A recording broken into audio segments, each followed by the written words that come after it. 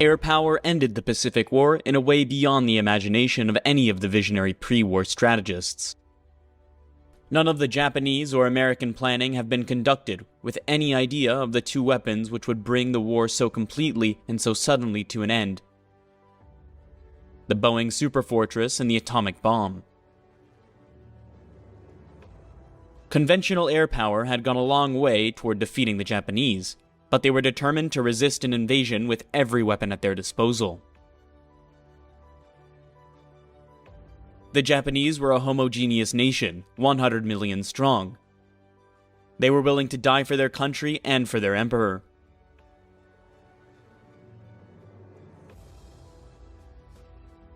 The Boeing B-29 was the most expensive single project of World War II.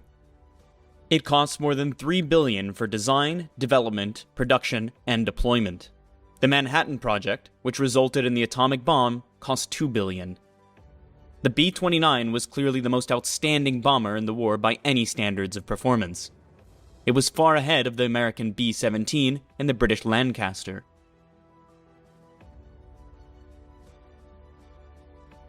The Superfortress was the joint project of a few visionary American corps planners. They were aided by General Hap Arnold, who pushed the program through the spite of many hazards.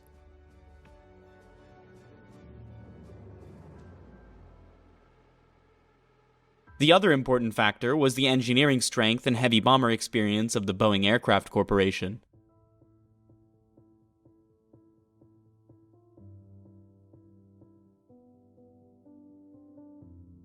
By 1940, it seemed possible that England would be invaded and occupied. That meant that Nazi Germany would have to be bombed by US bases. The Air Corps called for a speed of 400 miles an hour, a range of 5,333 miles, and a 2,000-pound bomb load. It was an audacious gamble of the part of the Air Corps and of the Boeing company. Boeing was perhaps taking the greater chance. The Air Corps could hedge its bets with other manufacturers for less ambitious airplanes. But Boeing had to rely not only on its own capability, it also had to trust its vendors. Many of them were being asked to create components fully as advanced as the aircraft itself. Shortcuts had to be taken. Each one added to an already ambitious program. Dollars were freely available, but they were not always a solution.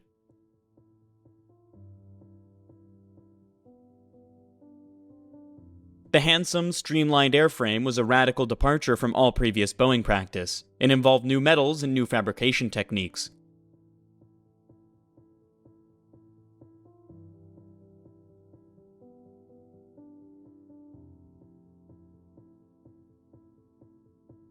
Boeing's entire production capacity was occupied with building the B-17. For the B-29, it was necessary to build entire new plants, and there was a greater challenge: the creation of a new, highly skilled workforce.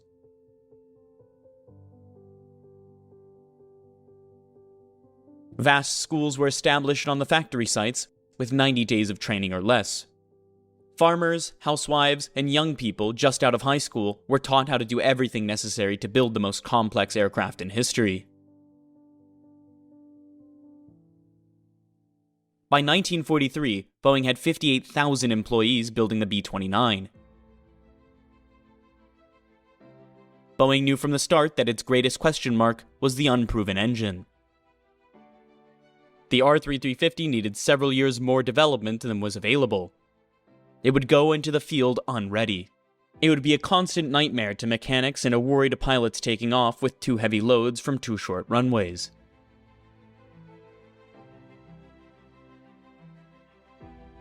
Even with the R-3350's power, the speed and range requirements were too difficult to attain. They could only be achieved by combining a highly streamlined design with a wing using a new Boeing high-lift airfoil and sophisticated flap system. The USAAF thought Boeing's approach was too radical. They thought the wing loading was too high, and that its pilots wouldn't be able to handle the airplane. They cited the experience of the notorious Martin B-26 as an example. Boeing analyzed the B-26 and found that it had a low aspect ratio wing mounted on the fuselage in a way that induced drag. They explained that the B-26 problem stemmed out from bad design. They said that the B-29's excellent design would avoid difficulties. To achieve the necessary performance, the B-29 had to operate at high altitudes. For this, pressurization of the fuselage was mandatory. Boeing had experimented with pressurization in the Model 307 Stratoliner passenger plane, but no production bomber had ever been pressurized. The B-29 adopted a new three-bubble system. The pilot, co-pilot, engineer, radio operator, and navigator were up in the front pod.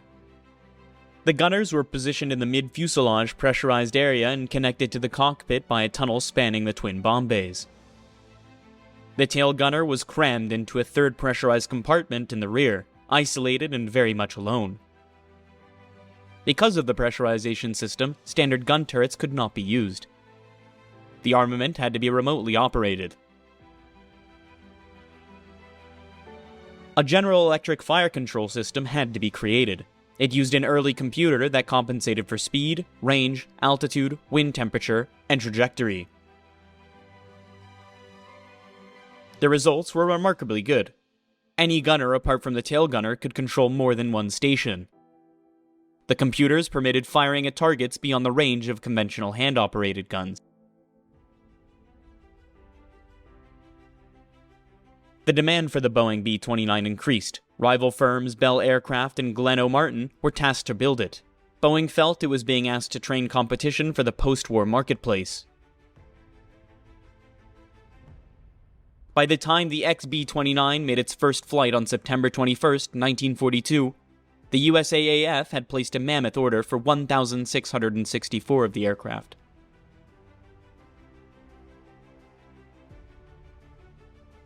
But the first two prototypes caught fire in the air.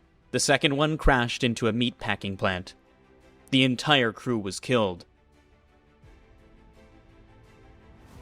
In spite of all the difficulties, the first B-29 of the 58th Bombardment Wing landed at Kharagpur, India on April 24, 1944 to begin Operation Matterhorn.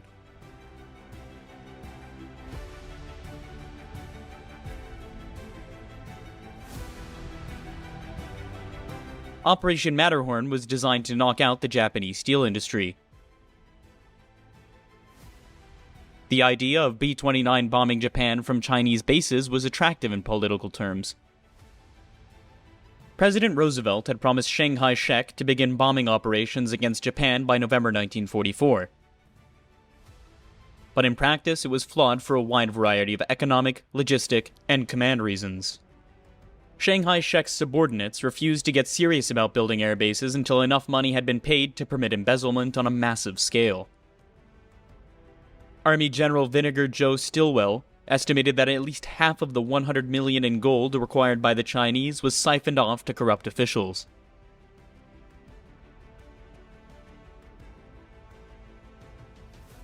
The air bases themselves were a monument to the patience and industry of the Chinese people. They literally built them by hand, without power equipment of any sort. They used the most primitive tools to move earth or chip stones.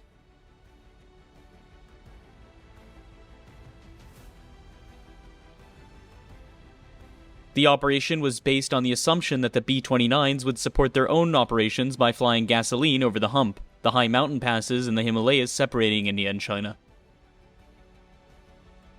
The B-29s would be supported by a fleet of B-24s serving as tankers.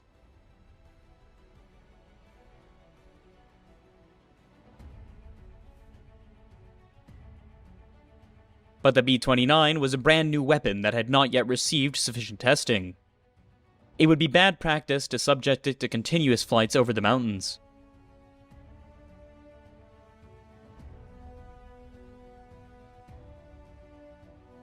Then, there was the primitive maintenance and the continuing shortage of parts and labor. But the task had to be done. There was no alternative.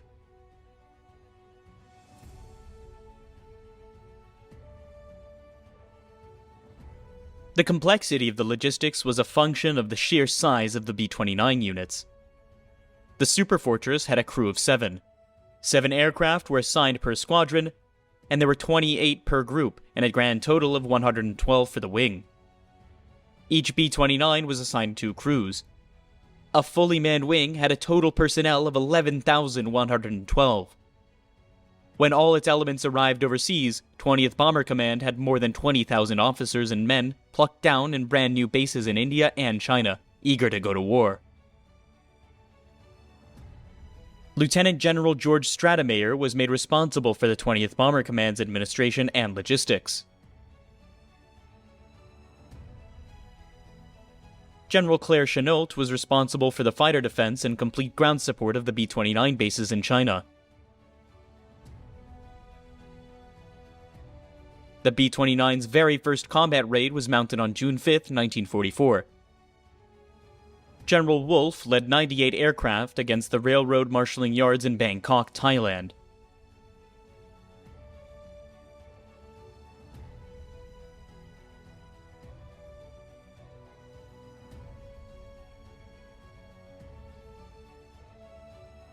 Five aircraft crashed en route, 42 had to make emergency landings. Later reconnaissance revealed that fewer than 20 bombs had landed in the target area. It was not a good start for the $3 billion program. The commanders were veterans on the European theater. They were not yet aware of how different the B-29 was from the B-17. Nor were they aware of how difficult the Japanese targets, geography, and weather were compared to Germany's. Hap Arnold demanded better results. He wanted an attack on the Japanese homeland.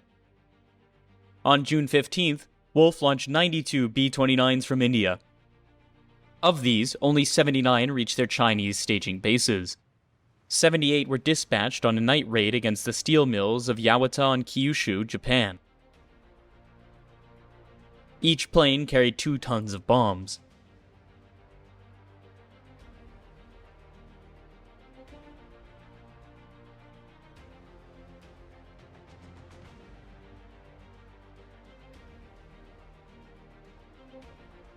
The results were once again disappointing. Only 47 aircraft made it to Yawata. Only one bomb hit Yawata. It damaged a power station more than half a mile from the steel mill coke ovens. The Americans took comfort in the damage they must have caused to Japanese morale, but Arnold was not after Japanese morale. He was after their industry. The story of the next 6 months was much the same. And at home in the US, there was a myriad of B-29 production problems. Wolfe was sent back to sort them out. In September, the 20th Bomber Command was taken over by a firebrand from Europe. His name was Curtis LeMay. The dramatic acceleration of the Pacific War permitted a two-pronged strategy of attack.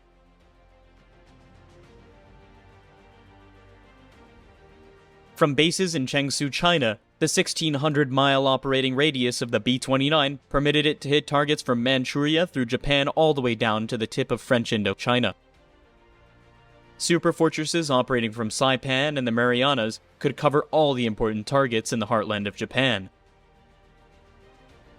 Curtis LeMay's 20th Bomber Command was the first of 2 proms. To provide the second, the 21st Bomber Command was established in November 1944. It was to operate out of new airfields in the Marianas Islands.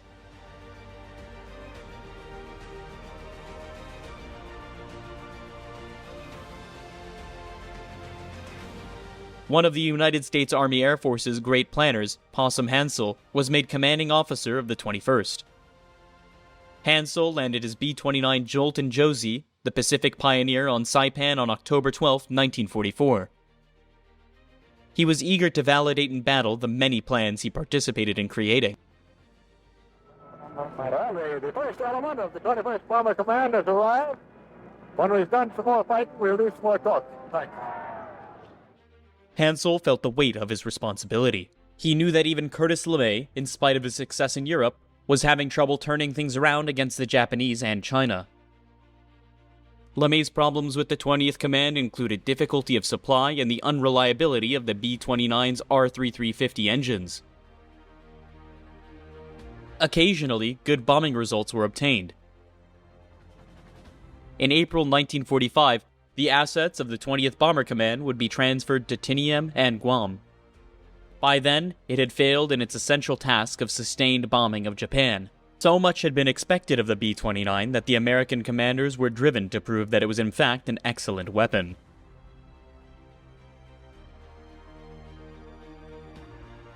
At the very highest levels of command, where people were aware of the Manhattan Project, the urgency was even greater.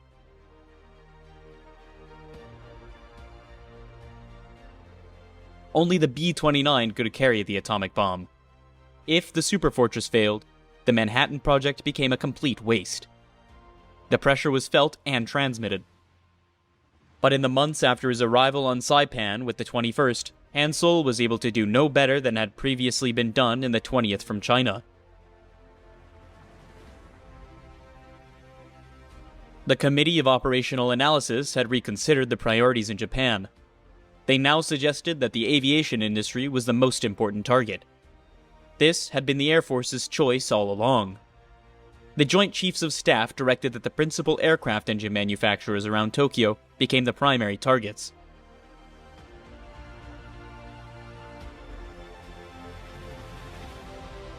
The long series of attacks on Tokyo would be helped by the incredible bravery and skill of the crew of an F-13. The F-13 was the unarmed reconnaissance version of the Superfortress.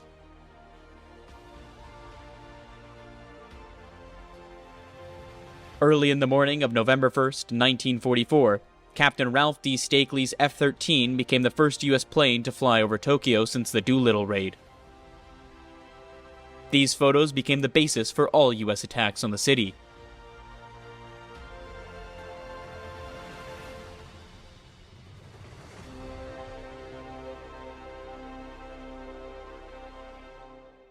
Hansel's first strike on Tokyo was to be called San Antonio 1. After much training and many postponements, San Antonio 1 began at 6:15 a.m. on November 24th.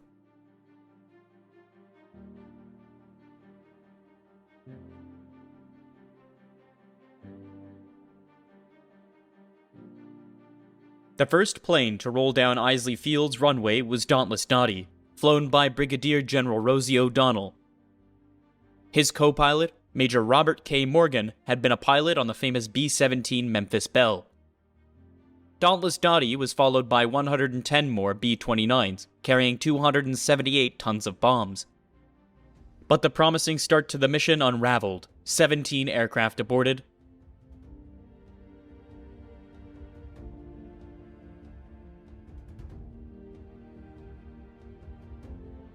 Six more found themselves unable to bomb for mechanical reasons. The rest were caught up in a 120-knot wind. It was the infamous jet stream, then only just being recognized. They were swept over the target at a blistering 445 miles an hour. It was too fast for accurate bombing. But on the positive side, Japanese fighters' resistance was light. Flak was ineffective. Once again, reconnaissance photos showed the bombing results to be totally inadequate. Only 16 bombs had been observed to hit the target area. By now, the B-29 was performing fairly well. Extensive modifications had improved the reliability of its engines. But bombs were still not hitting the targets.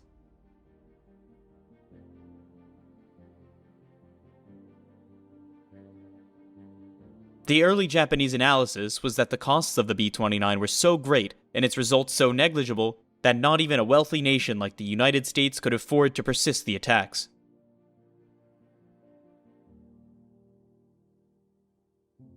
But unknown to all of the Japanese and most of the Americans, a change was in the wind. On December 18th, 1944, 84 B-29s of Curtis LeMay's 20th Bomber Command dropped 500 incendiary bombs in a daylight raid on Hankow, China. The attack destroyed the city as a major Japanese base. As a result of the success of LeMay's incendiary raid, Hansel's 21st Bomber Command was ordered to take a test raid on the city of Nagoya in Japan. It would be made by at least 100 B-29s, all dropping incendiary bombs.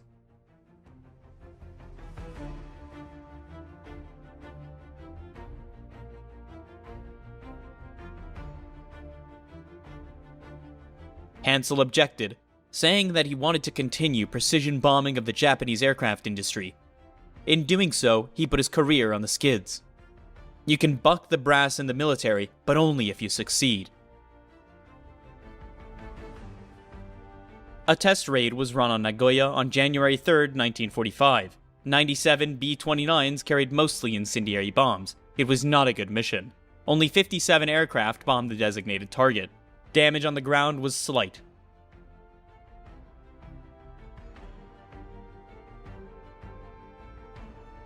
The Japanese drew the conclusion that their fire prevention system was highly efficient. It was an erroneous and eventually disastrous assumption. Hansel reverted to his previous precision bombing tactics. He was unable to generate better results, apart from the one successful attack on the Kawasaki aircraft plant near Kobe.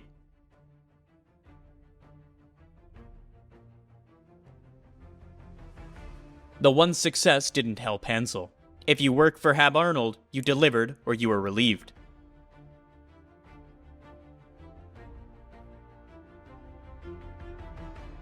Hansel was relieved by Major General Curtis LeMay. Hansel's forte was planning. The time for planning was past. Now was the time for direct action, which was Curtis LeMay's strength. As a new commander, LeMay received more latitude than Hansel. He made 2 attacks using Hansel's method. Then he put 69 aircraft over Kobe to drop incendiary bombs.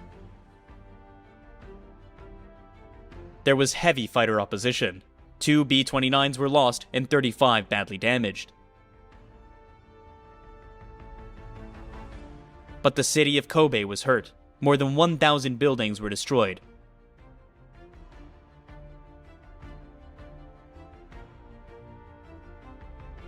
In the latter part of the war, America's overwhelming advantage in numbers and quality usually allowed American forces to brush Japanese opposition aside. As the precision bombing efforts continued, further tests were made with incendiary bombs.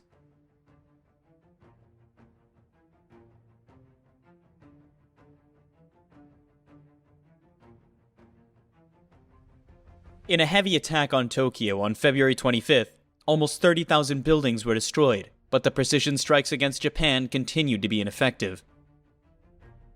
Enemy fighter opposition stiffened. In the series of attacks in February, 29 B-29s were lost to fighters, 10 were lost to flak.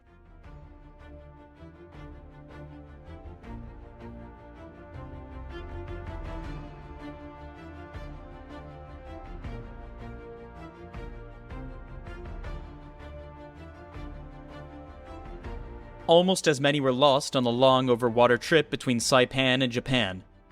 Another 21 crashed because of operational problems like engine fires, runaway propellers, or fuel exhaustion. And so far, the results were insignificant.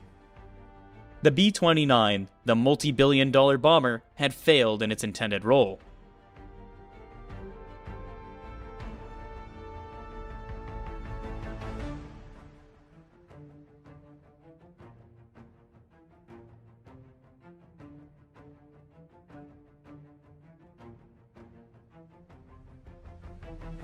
But Curtis LeMay already had the remedy in mind.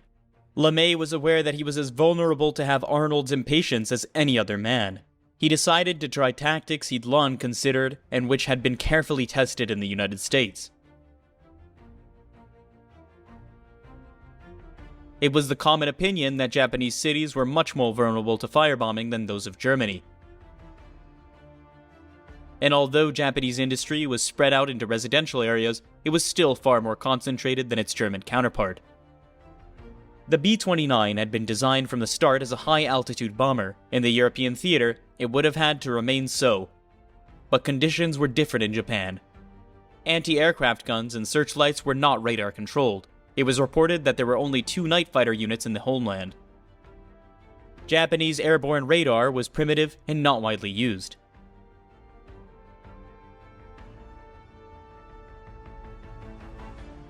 Without notifying General Arnold, LeMay decided to launch a series of maximum-effort, low-level incendiary night attacks against Japan. He was putting his career on the line.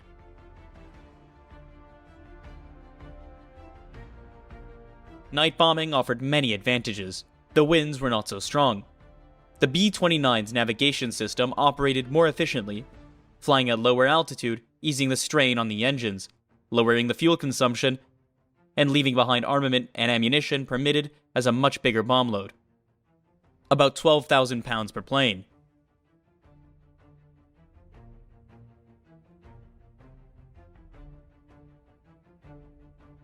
The concept of unarmed, low-level night bombing alarmed many of LeMay's staff.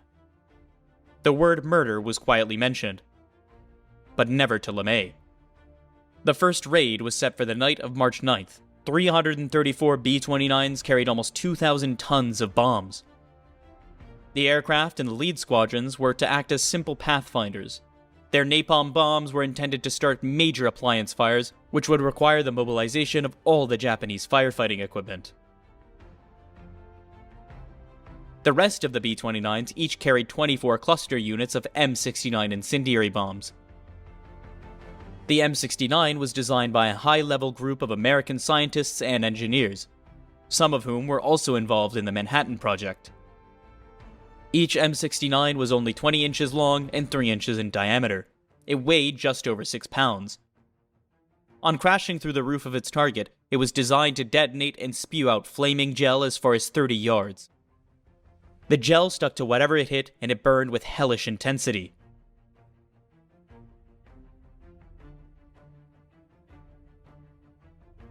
The technology of the M69 and the great logistics and support effort needed to deliver its target was an expression of the disparity between the American and Japanese war machines in 1945. The Japanese simply had no counter and no equivalent. On the evening of March 9th, it took almost 3 hours for LeMay's entire forces of B-29s to get airborne. The bombers would approach Tokyo individually at altitudes from 4,900 to 9,200 feet.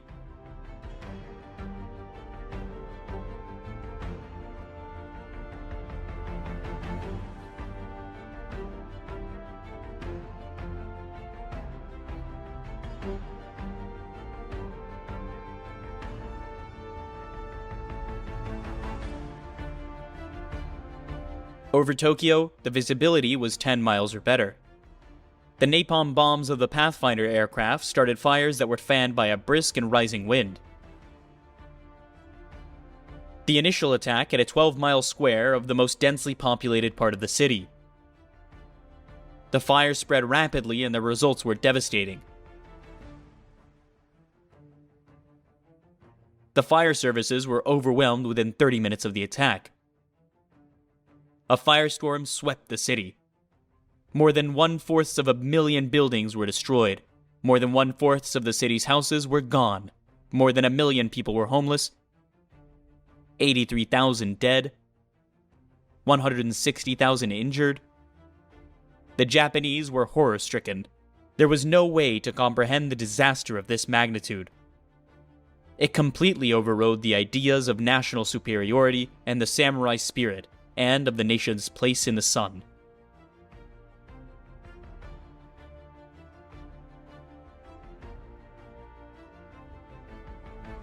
On March 11th, the city of Nagoya became a target for incendiary attack. There was no firestorm, but 2 square miles of the city were destroyed.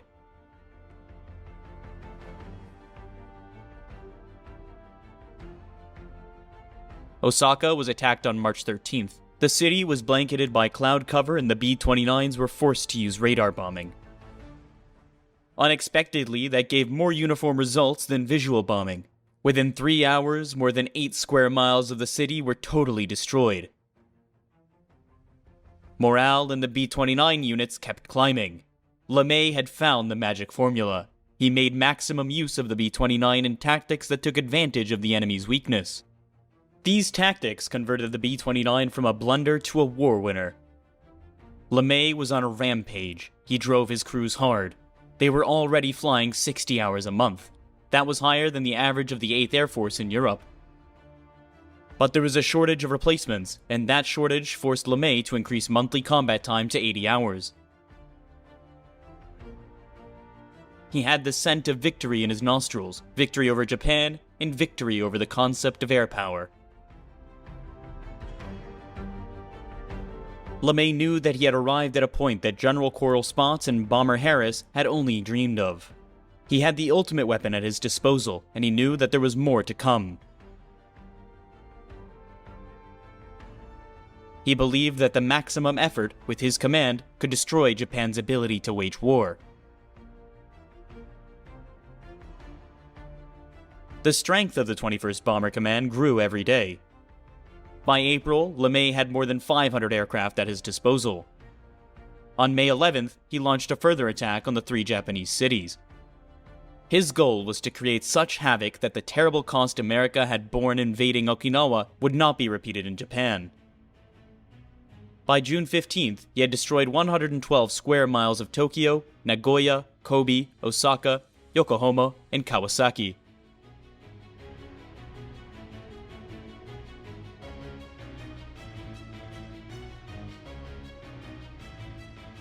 His B-29s had now the benefit of long-range escort fighters, P-51s from Iwo Jima.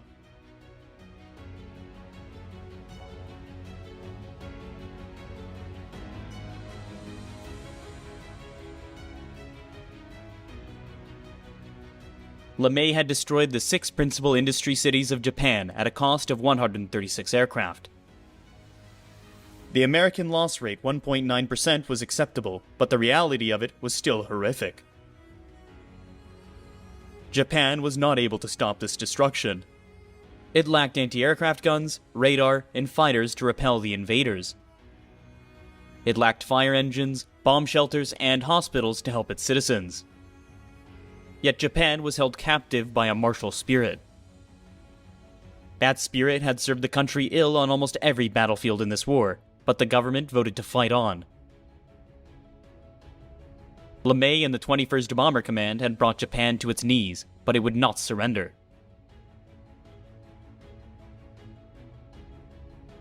The B-29's success in area bombing was a great relief to all those who had staked so much on its development.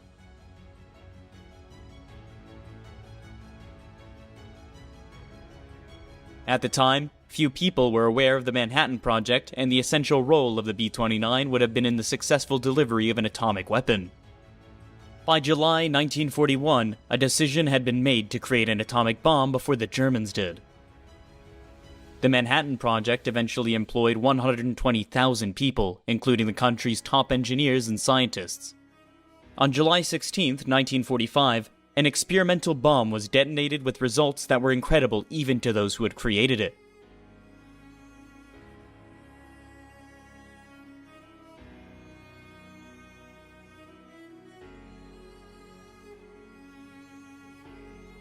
Word of the successful test was immediately sent to the new president, Harry S. Truman. Truman, who was a novice, was plunged into the Potsdam Conference with Winston Churchill and Joseph Stalin. Truman mentioned to Stalin that a powerful new weapon had been tested. Stalin responded that he hoped it would be tested to good effect against the Japanese. Truman was pleased that Stalin did not press for more information.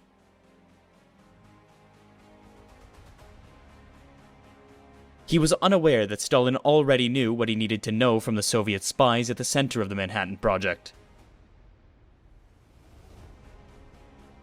The Potsdam Declaration of July 26 indirectly warned the Japanese of the power of a new weapon. It stated that the only alternative to surrender was prompt and utter destruction. Japan was badly wounded by the B-29 raids. It was also cut off from food and industrial imports.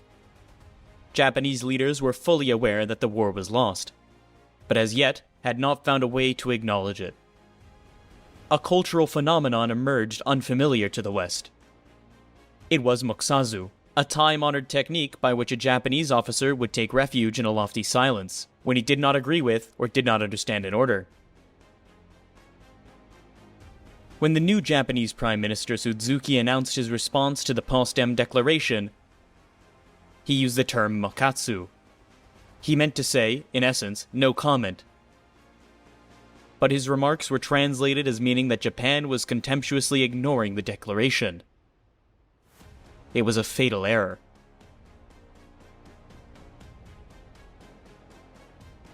In early 1944, plans for modifying 15 B-29s were formulated. The modifications were not extensive. The atomic bombs were being designed at the same time. The designs were adapted as much as possible to fit the B-29's bomb bay. The following summer, Arnold authorized the top-secret team of experts to create the first combat unit to use the new weapon. Colonel Paul W. Tibbets Jr. was elected as commander of the new 509th Composite Group. The remainder of the group was handpicked to get the best possible people. For a long time, Tibbets was the only person in the 509th to know the true nature of the mission. The special facilities required for handling and loading the bomb were prepared in Tinian in the spring of 1945. By July, the 509th and its specially modified B-29s were in place. Further training began immediately with 6 specialized missions. Some of them involved harassment bombing of isolated garrisons on the islands of Truk and Marcus. After July 20th, the 509th crews executed 38 sorties, gaining experience in the precise tactics to be used when the atomic bomb was dropped. These sorties also made the sight of small formations of B-29 seem customary to the Japanese.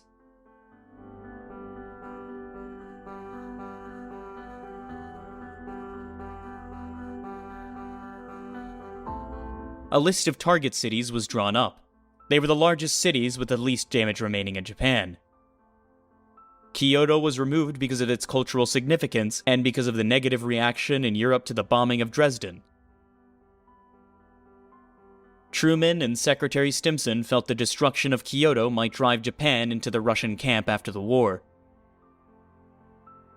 Hiroshima was now at the head of the line. Later, Nagasaki was added to the list. On Tinian, all necessary elements of the strike were prepared.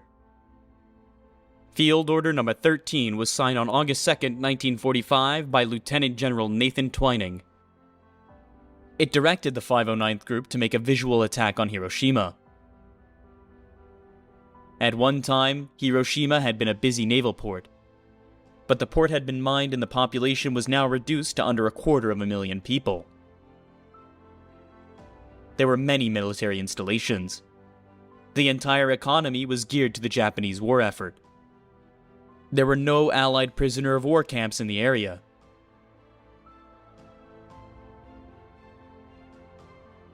Seven aircraft were assigned to the mission. Leading the principal force was Tibbets and Enola Gay, named after his mother.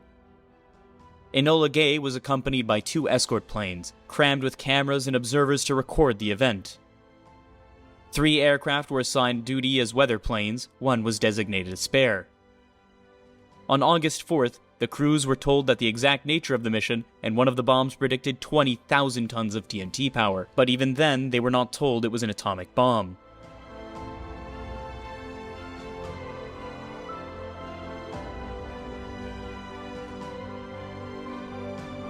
At 2:45 in the morning of August 6, the Enola Gay took off.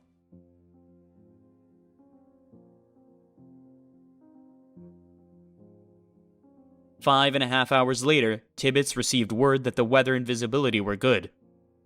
At exactly 9:15, Enola Gay was flying at 328 miles an hour at 31,600 feet. Bombardier Major Thomas Farabee dropped the bomb.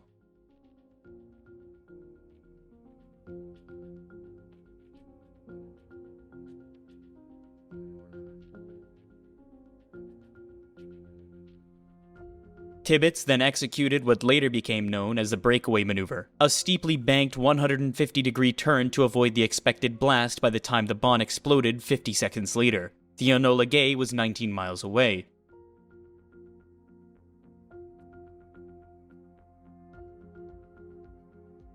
At detonation, there occurred the fireball, followed by the swiftly rising mass of smoke that turned into the notorious mushroom cloud. The cloud that still casts its symbolic shadow. President Truman immediately announced the event to the world. The news amazed every many members of the 509th Composite Group.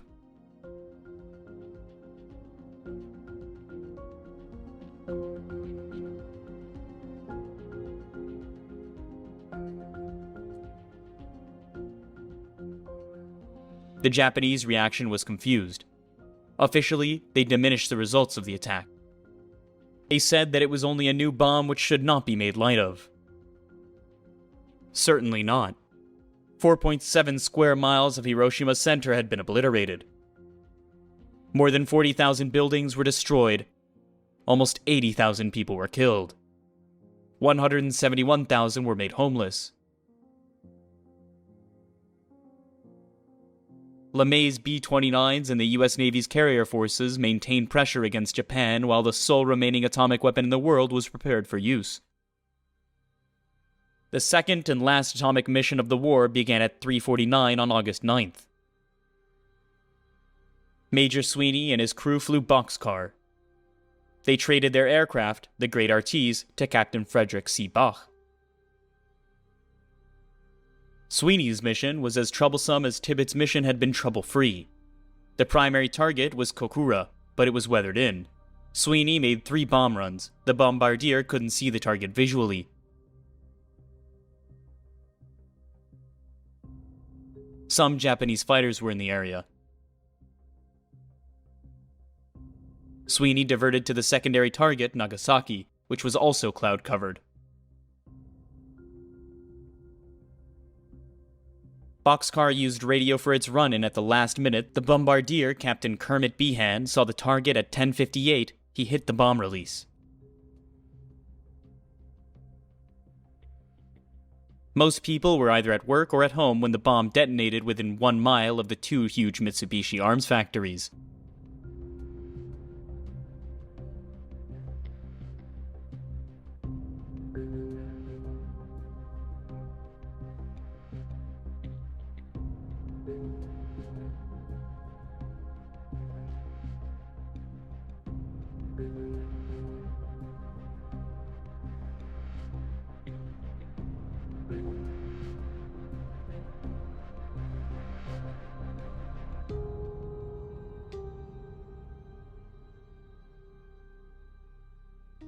Nagasaki's bowl-shaped terrain confined the effects of the bomb to a relatively small 1.45 square mile area. Approximately 35,000 people were killed.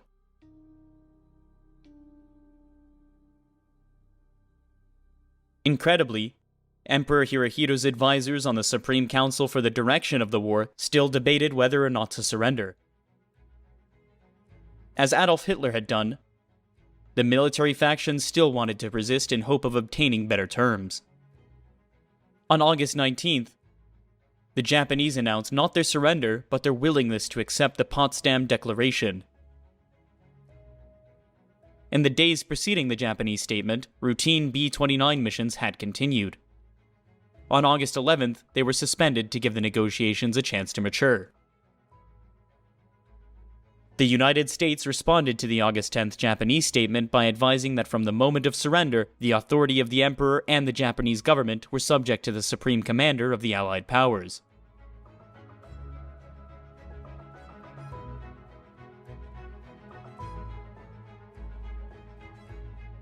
When no word came back from the Japanese government, LeMay's B-29s were authorized to resume attacks. General Arnold had long waited his own Tokyo Millennium, 1,000 aircraft over Tokyo, while General Spaatz would have preferred to use such third atomic bomb if one had been available. LeMay was able to meet Arnold's wish. He put up a total of 828 bombers and 186 fighters over 1,000 aircraft all over Tokyo on August 14th. Before the last aircraft had landed, Japan had surrendered.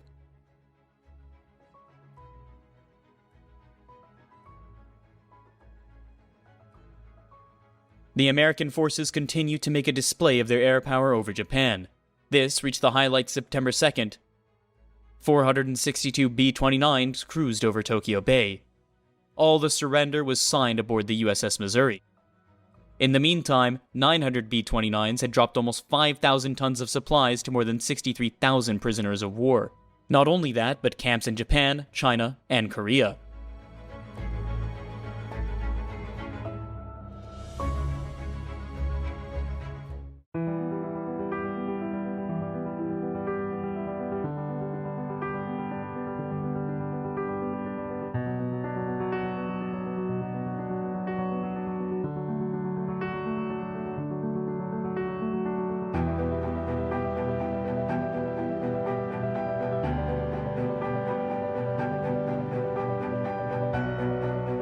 They came home shot full of holes too numerous to count, with chunks of engine missing and hydraulic fluid bleeding through the gaping tears in the aluminum skin.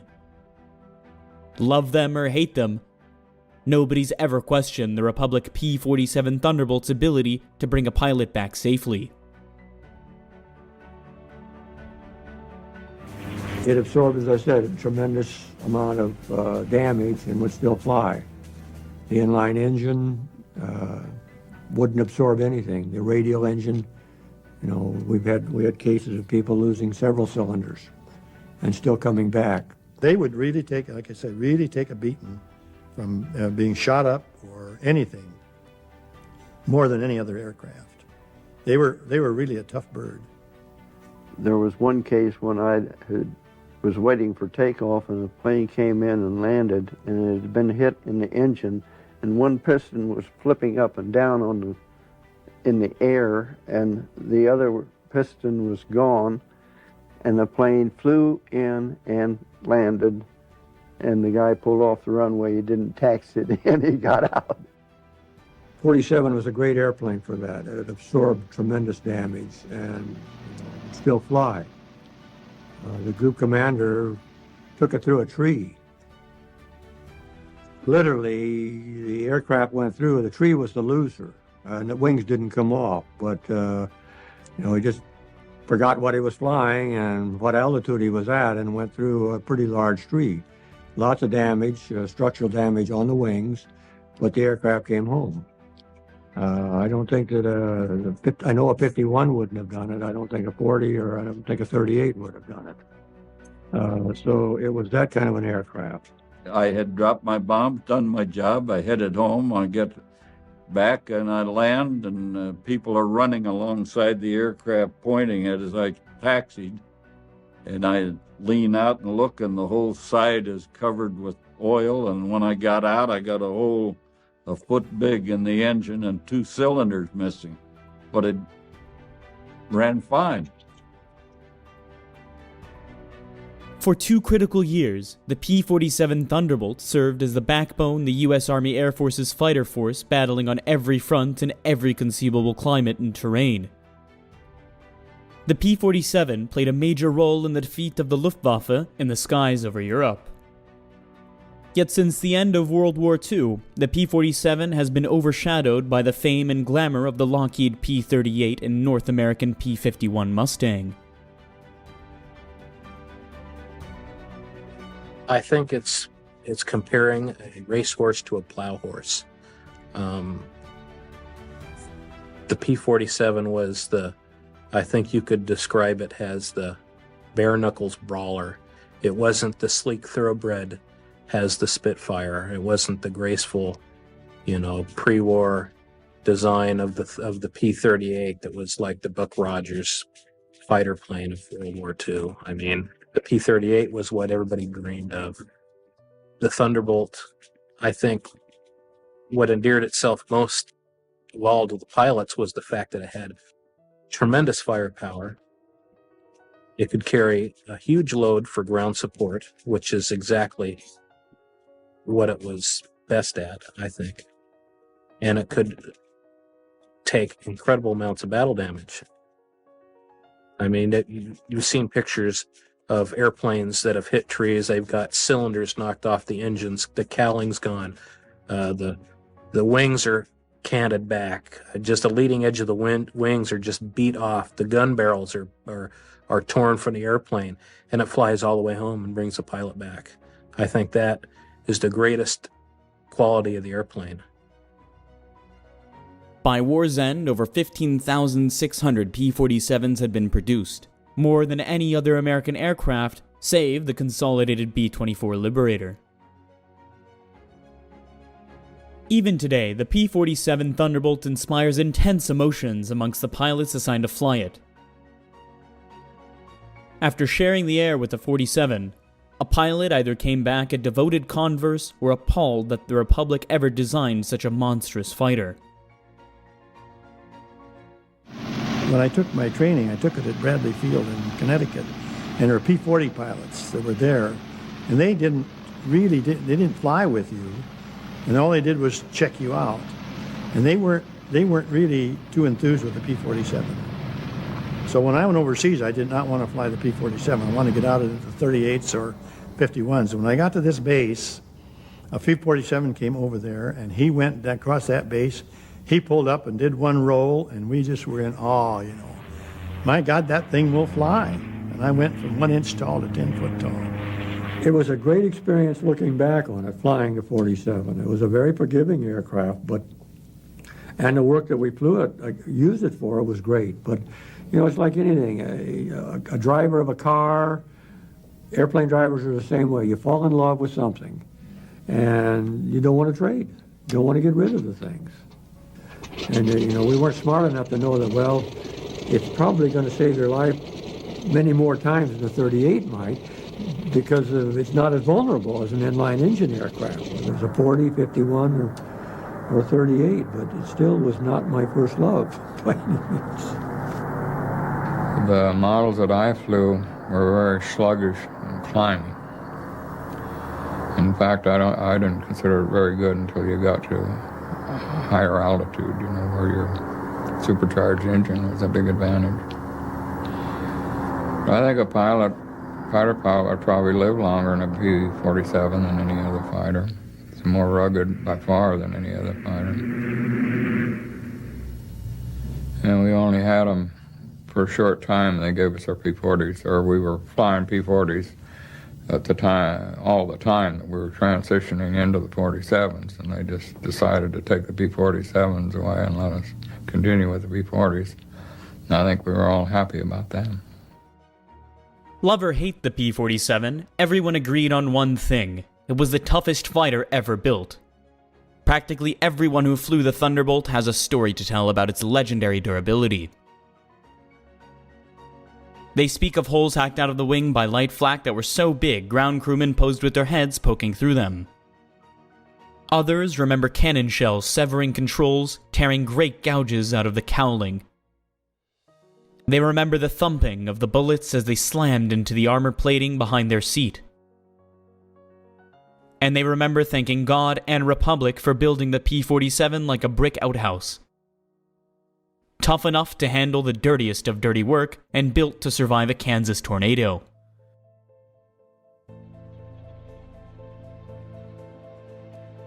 The P-47 owes its genesis to a Russian émigré turned aircraft designer named Alexander Dziaversky.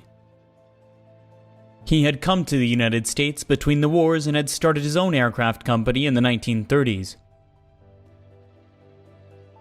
He was a Russian immigrant who flew during World War I and was a great proponent of pursuit aviation. The P-35 was his original fighter, low wing, all metal, retractable landing gear.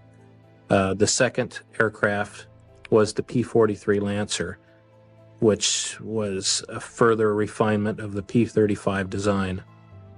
The ultimate was the P-47, which was the final derivative. Just before World War II, Dziaversky Aviation became Republic Aviation, and the same design team that worked on the P-35 went with Republic and began working on their first major project, which was the P-43 Lancer. And you can see a real clear lineage in the development of the P-47 based on these three designs. The P-35, the P-43, the P-47 all share common characteristics and resemble each other. Well, the P-43 went into production shortly after World War II began, and it served as an export fighter. It wasn't something that the U.S. Army Air Force could use, so Republic sent it overseas to the Chinese, where it did not have a very distinguished service career by any means. Designed to be a high-altitude fighter, the P-43 has a top speed of 350 miles an hour and could carry a pair of 50 caliber machine guns in the nose and 430 calibers in the wings. Initially delivered in September 1940, the P-43 impressed some with its high service ceiling of 38,000 feet.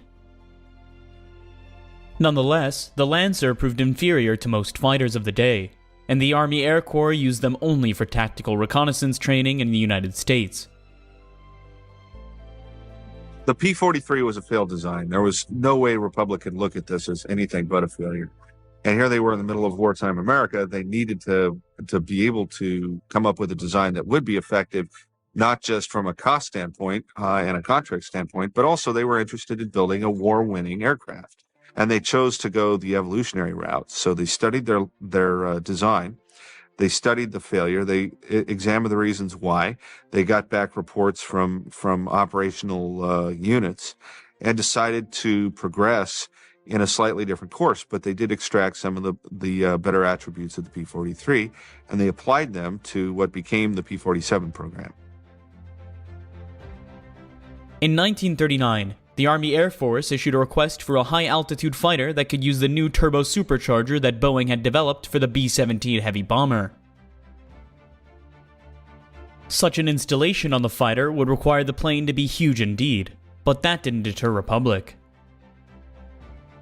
After studying the Army Air Force's requirements, the company's chief designer quipped it'll be a dinosaur, but a dinosaur with good proportions. Because of the Army's specifications on this new fighter, Republic chose to design the P-47 around two main features. The first was a brand new engine called the Pratt & Whitney R2800, which was an 18-cylinder radial engine. It was just monstrous, and it provided 2,000 horsepower, which was far more than most any other engine of its day. So it was a very revolutionary engine. The other thing that they needed to design around was the fact that the turbo supercharger took up a lot of space. So the reason why the fuselage for the P-47 is so deep is because of the fact that the engine was so enormous to begin with, and the ductwork and all the accoutrements for the turbo supercharger required a massive amount of space. Dubbed the XP-47B, the new fighter possessed enormous gait. As it sat on its wide, long landing gear, it remained some of a giant milk jug on wheels. As a result, throughout the war, pilots and ground crew rarely referred to the P-47 as anything other than the jug.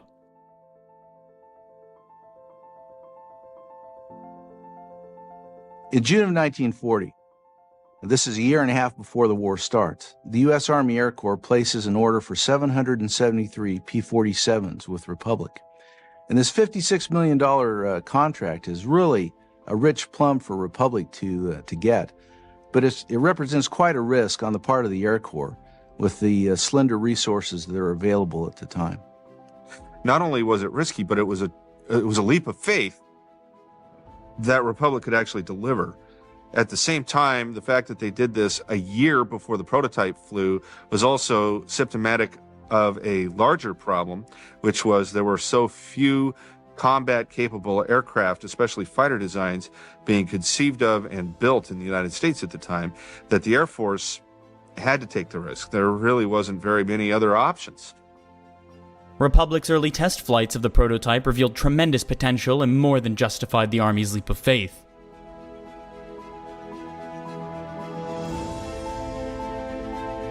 Though it weighed over 5 tons, the XP-47 could reach speeds over 400 miles an hour. In fact, at altitude, it was the fastest fighter ever built for the Army Air Force up to that time.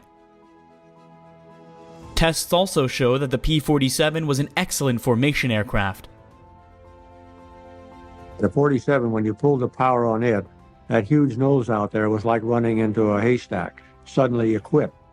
It was easy to fly formation because 38, you'd come in and overrun everybody. It was the first thing that we all learned when we had inline engine. You want to slow down early and sneak up on your flight leader. But on the 47, it was a beautiful airplane for flying close, very close. We trapped our flight leader one time. Two of us coming up the Irrawaddy River ran into the overlapping wings. And he would go like this, but you wouldn't dare do that in an aircraft that wouldn't stop or start as quickly as a 47. In close formation, you're leading on, 3 guys are flying on another guy. They're not taking their eyes off of it. They're flying on him all the time. They're looking at him all the time, especially you get into clouds. If you fly in the clouds, you got to be in tight formation, otherwise you can run into one another. And you have a mission. We had a mission one time, I think it was a 5-hour mission. We were probably 4 hours in the clouds. And 2 flights finished the mission. The guy was leading the group and my flight. The rest of them went home. got in trouble, and went home. The first production Thunderbolts rolled off Republic's assembly lines in early 1942. That spring, the Army Air Force decided that the 56 Fighter Group would be the inaugural P-47 outfit in the service. It was a historic decision that laid the foundation for one of the greatest legacies in Air Force history.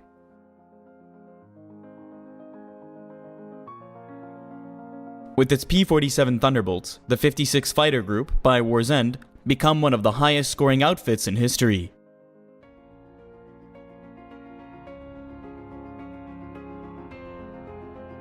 With dozens of aces in its ranks, the 56 became better known as the Wolf Pack. In the spring of 1942, the recently formed 56 Fighter Group that had been training with a motley collection of P-40s, P-39s, and AT-6s was given the first production batch of Thunderbolts. Known as Zemke's Wolfpack, after the commander's hub Zemke, the 56 Fighter Group would fly P-47s for 3 years straight, while building up a combat history that has become legendary since the war.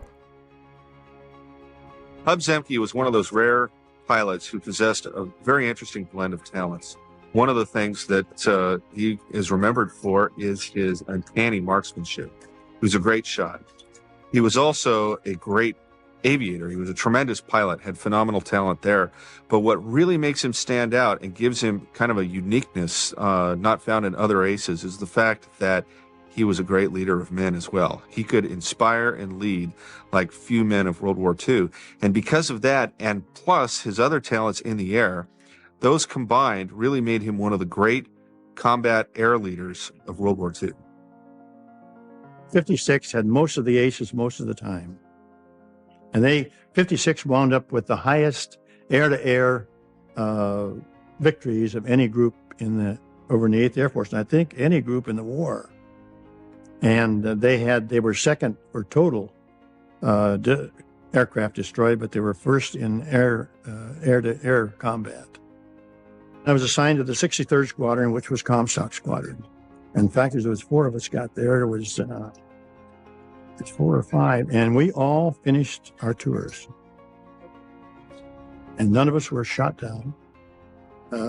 I bailed out once, and other kids may have gotten wounded, but no, we all finished our tours. And that was really pretty good. In 1942, while still training in the States, the Wolfpack received the first P-47s. The unit's pilots soon discovered the new plane could be a handful. With some dangerous characteristics, the Thunderbolt could kill unsuspecting or inexperienced pilots with frightening frequency. You got going real fast and you approached the speed of sound, the plane started tucking. What do you do when it tucks straight down? Of course, the minute you start feeling that, you pull the power off. And usually by the time you've changed the air a little bit, it'll start coming out and you're all right. I don't know of anyone, there were a couple cases where people did not get the power off fast enough and they went right straight into the ground. The 56 Fighter Group suffered many accidents in the course of working up with the P-47 in 1942. The reason for these accidents are pretty varied, but basically the bottom line was this. The pilots who were flying this new airplane were used to T-6s and BT-13s, fairly benign aircraft, and the P-47 represented a new level of power and performance that they really were frankly ill-equipped to deal with. So it was a tricky plane to fly. By the time they went to Europe, they had lost over a dozen pilots in training, which represents about 10% of the group dying before they even got into combat. The pilots had to learn that size didn't matter. The P-47 was simply huge, weighing in at over 13,500 pounds when loaded. With a wingspan of 40 feet and a length of 36 feet and sitting 15 feet off the ground, the P-47 towered over the splendidly legged P-39s and sleek P-40 as the 56 had been flying. The P-47 was probably what was the heaviest fighter that they built. It weighed 14,000 pounds loaded when you were going to take off in combat. Despite its size at high altitude, the men of the 56 discovered their new fighter could outperform every other American aircraft, Army, Air Force, or Navy of its day.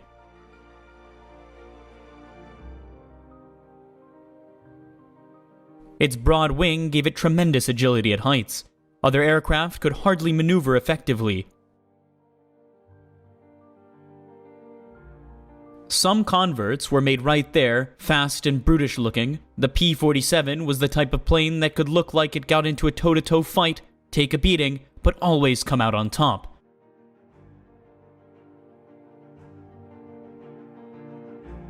And it could dish out far deadlier punishment than any other World War II fighter with 850 caliber machine guns. The Thunderbolt's firepower was truly awesome.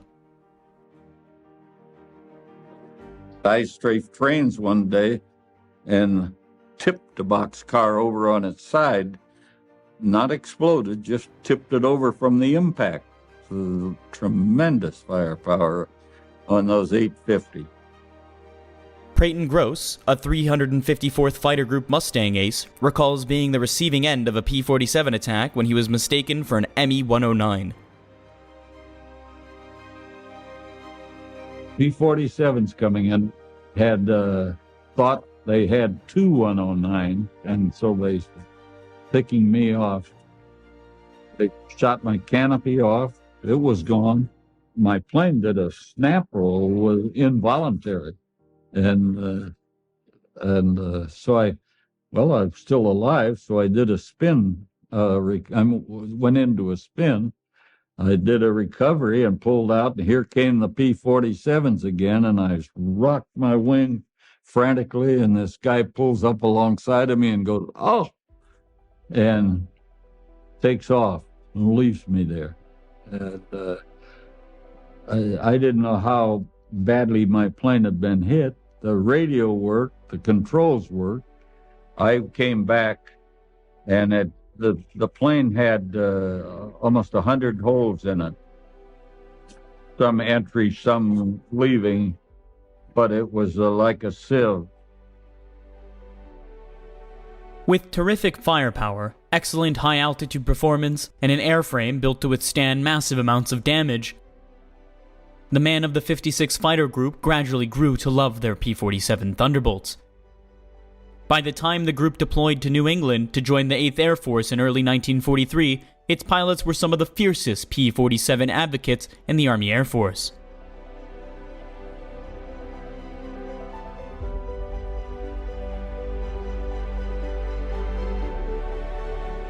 When the 56 Fighter Group reached England in January of 1943, its pilots were dismayed to learn that they weren't going to be the first P-47 unit into combat after all. As it turned out, the 4th Fighter Group beat them to the punch. Formed from the famous Eagle Squadron the previous year, the 4th Fighter Group converted to Thunderbolts just a few days before the 56 arrived in England.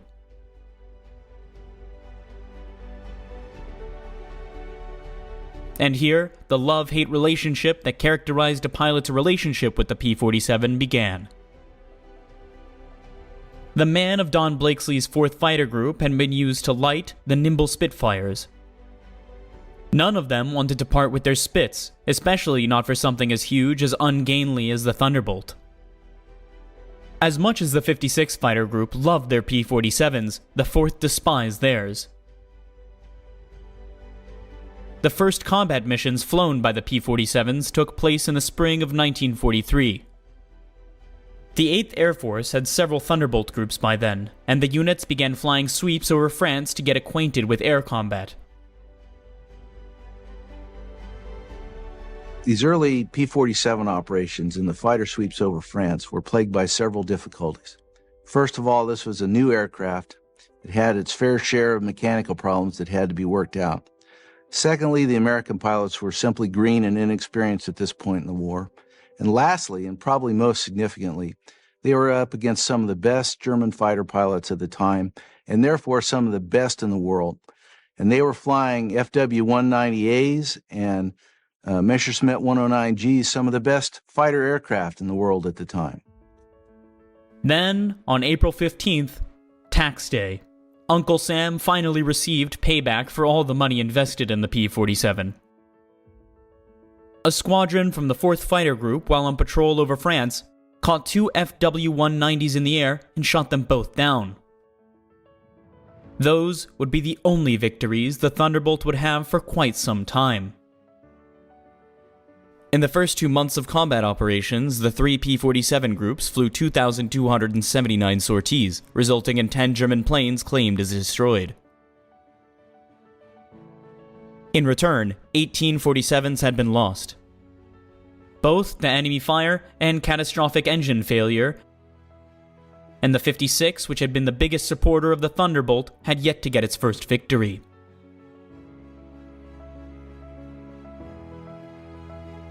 Finally, on June 12, 1943, the 56 Fighter Group shot down its first plane, an FW-190. That seemed to break the pilot's bad luck. From then on, the 13th pilots from the 56 surprised the formation of FW-190s and blasted 3 of them from the sky without a loss. From then on, the 56 went on a rampage, more than earning the nickname the Wolfpack. I had a 109, got a 109, I think, in December. We'd chased him from altitude on down, and we were really moving going down. And so I just stayed with him, and then he went into the clouds, so I pulled back up because I knew I'd overrun him. And sure, up there he came out of the clouds, and I went back down on him again and got on him and hit him right in the right wing, and he started smoking and went on crashed into the trees. So I don't know whether I killed the pilot. I didn't see a shoot. The 190 I got, the guy bailed out. And the Hinkle 111, I don't know whether, I don't think anybody bailed out of that. I didn't see anybody. I think we'd been escorting, and then if we had a little bit of gas, we might go down and see if we could find up a target of opportunity. And we ran across these guys, about 20 of them. We tangled with them, and we got 15. And one guy chased one guy, but he couldn't catch him. And we were on the deck, working on the deck, and I think we could outfly him on the deck. He couldn't get away from me. I could turn in and keep right with him, and so I just had him going and going, and he finally decided it was better get out than to get shot down. Towards the end of the summer of 1943, the P-47C was gradually replaced by the D-Mod. Initially, little distinguished the 2 versions.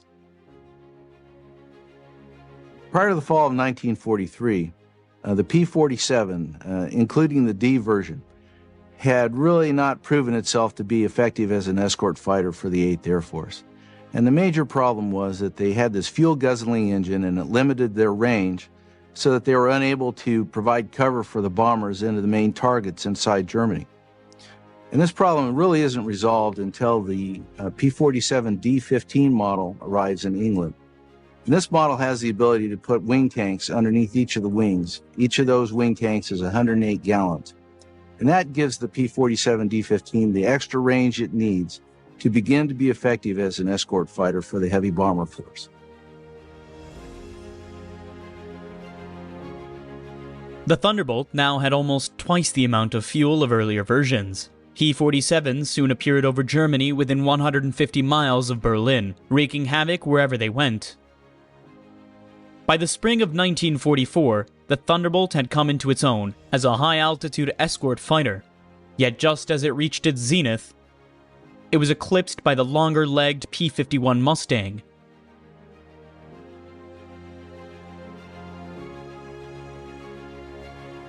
As more P-51 Mustangs flooded in England, the Thunderbolts rapidly disappeared from the 8th Air Force inventory until just the 56 Fighter Group continued to fly them. The 56 refused to change over. They loved their 47s, especially after the new wide-bladed propellers arrived that greatly enhanced the plane's climb rate and acceleration. Also by this point, Republic started to produce a lightweight, more powerful version of the P-47 that only the 56 Fighter Group used in combat. Designated the P-47M, it was the ultimate Thunderbolt. There's about 150 of them made. And they all came to the 56 fighter group, except maybe a couple generals got. Actually, it was the best propeller plane that was actually in the war. And I think it was clocked at the fast, I think about 470 or 480. I think the 351 is about 460. It was supposed to be and we were the fastest, actually it was the fastest plane that they had.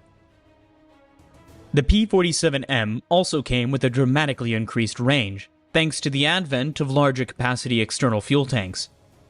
This was the ultimate version of the Thunderbolt in Europe, and was finally able to stay with the bombers all the way through Berlin and back. You just cruise back and forth. If you're top cover, you just kind of weave back and forth. Or if you were maybe at the target, you'd go over the target and you just kind of weave back and forth over the target until all the bombers left, and then you'd go back. Usually you'd either have duty of taking them in, you'd pick them up at a certain point, you'd take them to a certain point, then another group would relieve you. And then, because we couldn't stay up there that long, see, the bombers fly, 8, 9, 10-hour mission, and depending how far it is. And then you'd go home, and they would take them so far, and then somebody else would pick them up and bring them home. Even in the war's waning months, the P-47 proved to be a formidable air-to-air adversary and continued to rack up an impressive toll against the Luftwaffe's best and latest fighters. My squadron flew one mission where I think they shot down 11 long-nosed F-190s. Eight P-47s shot down 11 long-nosed 190s and didn't lose anybody. But I was on the Riviera on R&R on that mission. So. By war's end, the 56 Fighter Group had become the top-scoring 8th Air Force unit in air-to-air victories. While the group lost 128 P-47Ss in combat, its pilots shot down 674 German planes and destroyed another 300 on the ground. With almost 1,000 planes to its credit, the Wolfpack had more than proven that when used right, the P-47 could be a terror to all its foes. Throughout 1944, as its long-range escort role diminished, the 9th Air Force adopted the P-47 for a new role: ground attack. Never designed for low-altitude work, pilots weren't sure how the Thunderbolt would function down on the treetops, shooting up German targets on the ground.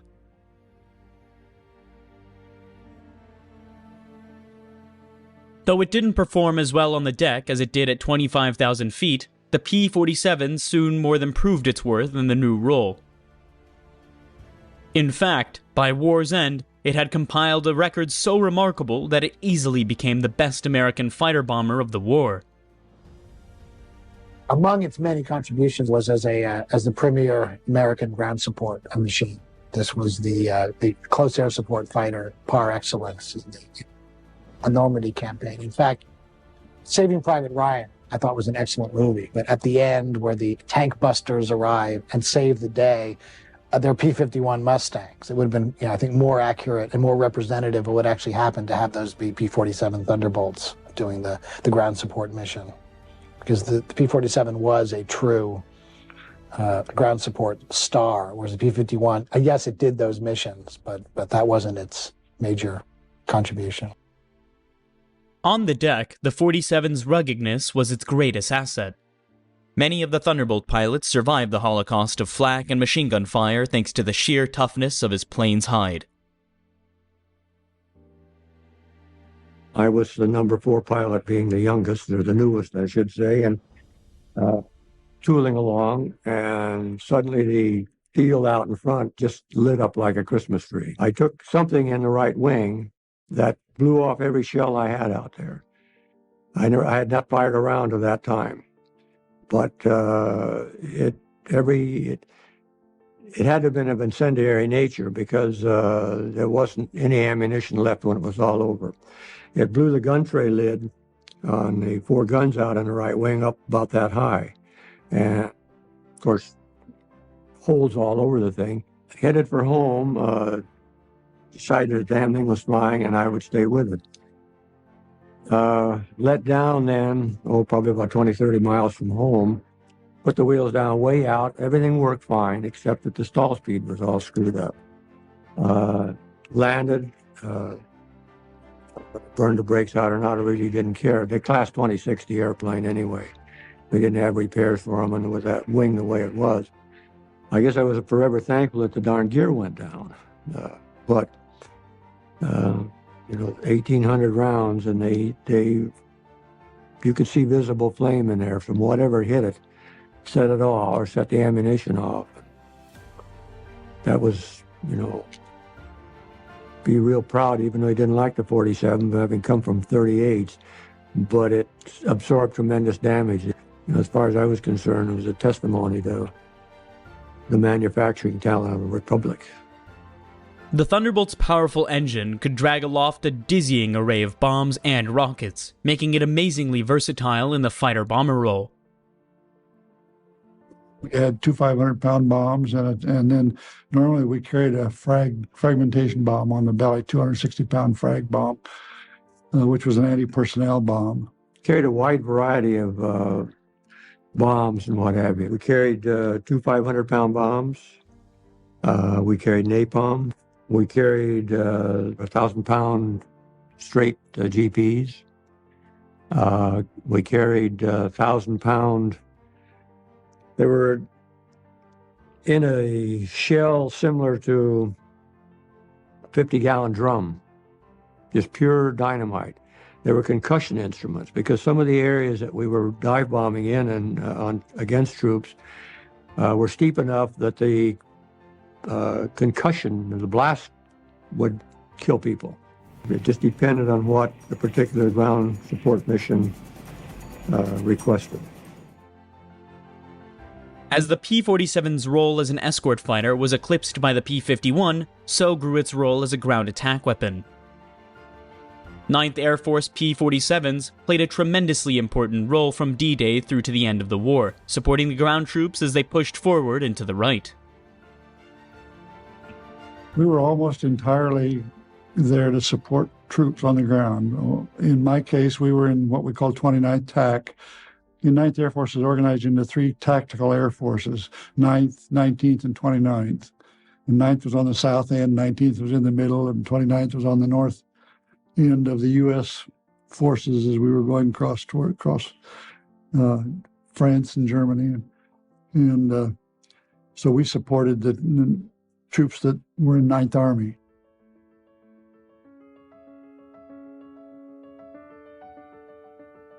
We would go out and they'd say armed reconnaissance. And what that meant essentially was if you see anything moving, go shoot, go hit it.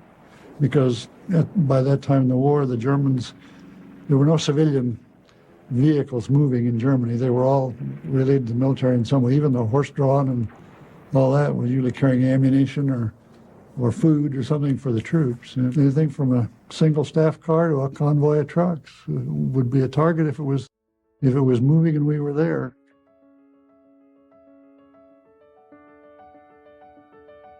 I can recall a mission where we were strafing. There were about 4 or 5 large trucks. They weren't semis. They were big vans on a truck chassis, and just going down the road in convoy, and we were strafing those. And they were coming to an intersection, a 90-degree intersection in the road. And in one corner of that was a woods. And as my flight commander was pulling off the target, he just happened to look down the woods and said, "Hey, that woods is full of airplanes." So next time around, he made a pass on the woods, strafing. And we hadn't had a shot fired at us till then, and then the whole sky lit up. And he got 104 or 5 holes in the squadron commander's airplane in the process. Lost a cylinder off his engine, and I lost his radio. I was flying his wing, and he hollered at us, "Don't come in," and none of the rest of us did. So he's the only one that got hit. But he got it home with 104 holes in the airplane and 1 cylinder missing off the engine, and so on. And the next day they went back out and bombed the airfield itself and knocked it out. Tanks were flying targets for the rolling bands of Thunderbolt pilots. During the Battle of the Bulge, the P-47 squadrons helped blunt the German attacks on those few days when the weather cleared enough to get the planes aloft. Our target ended up being, it was 5, might have been 6 Tiger tanks that were parked in an open field, snow on the ground, so they were probably very visible, parked in an open field. And I think probably because of the fuel situation, the Germans had no fuel. They were out of fuel, and they had parked them there and lined them up and were using them as artillery. But those were our targets, and it's a kind of a story in my group, or in my squadron. I just saw the guy yesterday. Dropped a 500-pound bomb right down the open hatch of a Tiger tank. It just happened to go right in the hatch. During the crossing of the line, the 9th Air Force's P-47s once more played a key role in the overall operation.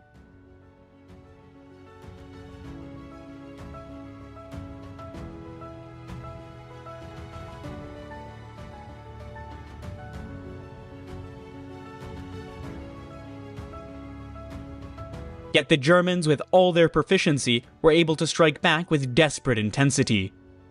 We went up there with bombs and guns and waited to be hollered at for a target, or something like that. We watched the paratroopers go in. And the Germans actually, when the paratroopers went across, I don't know how high they were, but I would guess 5,000 or 6,000 feet. The Germans actually lowered the 88s, the anti-aircraft 88s, and fired so that the shells broke amongst the parachutes. After the guys were out of the airplane, their chutes were open. And it was pretty bad. You could just see that. And the gliders came in, they were getting hit too. But, and while we were doing that, waiting for a target to be called, we had a squadron of British Lancasters come overhead and open their bomb bay doors and start dropping bombs just almost through our formation.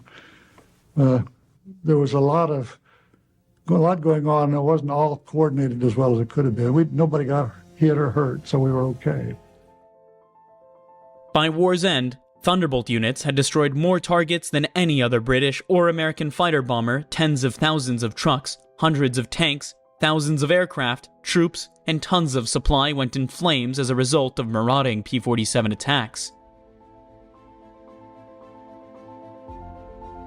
No other aircraft pack as devastating a punch, and nothing in the air could take the amount of ground fire and get its pilot home as could the beloved P-47.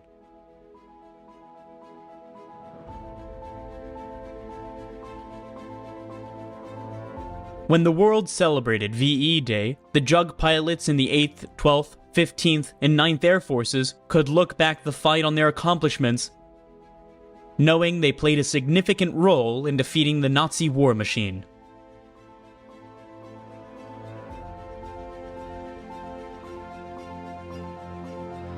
While the P-47 played an integral role in the war in Europe, Thunderbolts had less success in the Pacific theater until very late in the war.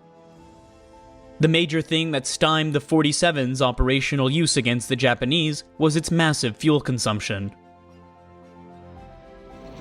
What really shook us up when we were getting P-47s in New Guinea was the way that thing consumed gasoline. Fuel consumption was enormous, compared to a P-40. The P-47 represented a lot of challenges to the guys in the 5th Air Force, one of which was the fact that it consumed fuel at such a rapid rate. But when the 348th Fighter Group arrived in the Southwest Pacific, its commanding officer, Neil Kirby, became one of the advocates for the Thunderbolt. And he went all over to different fighter units in the 5th Air Force to try to convince, he was almost evangelical about it, to try to convince the other fighter leaders that this was a terrific aircraft type. He was met by stiff resistance, but eventually there were several Thunderbolt groups that were deployed into the Southwest Pacific, and they gradually figured out ways to work around the fuel consumption issues. Half a world away, Claire Chennault's 14th Air Force in China was offered the P-47. Chennault, with his crippling fuel shortage, was not impressed. They took the 47, they ferried them across to China. And when Chennault found out the kind of fuel consumption the 47 had, he kicked them out of there in one big hurry. Just couldn't afford that kind of a drain on his limited fuel supplies. Though the P-47 never saw wide-span use in China, it turned out to be an excellent fighter bomber for Burma.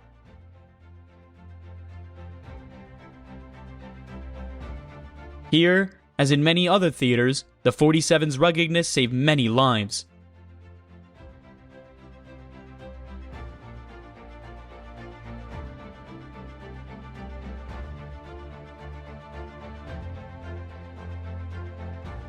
Meanwhile, as the front moved closer to Japan and the Central Pacific, the P-47 squadrons of the 7th Air Force were in the vanguard of the advance.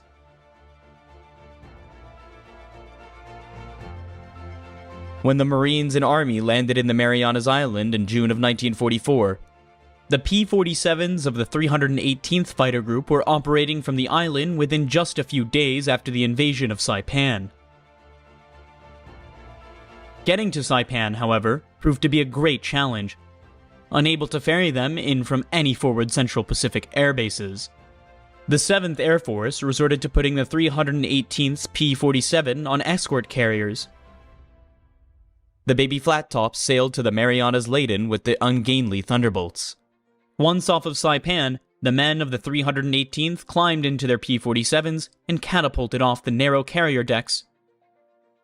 Miraculously, not a single P-47 was lost during the operation, and the 318th was soon operating in support of the ground troops from Isley Field, on Saipan.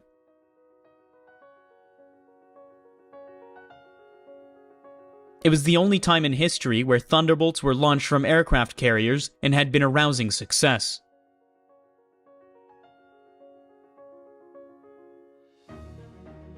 At war's end, the 7th, 13th, and 5th Air Force's P-47 groups were marshaled around Ishima and Okinawa. Preparation for the invasion of Japan flying ground attack, combat air patrol, and long-range escort engines right up to the Japanese surrender, the Pacific Thunderbolts were given a solid, if unspectacular, account of themselves. In one of the last and great Thunderbolt fights, the 318th Fighter Group managed to shoot down 34 kamikazes of Okinawa in the running 4-hour battle.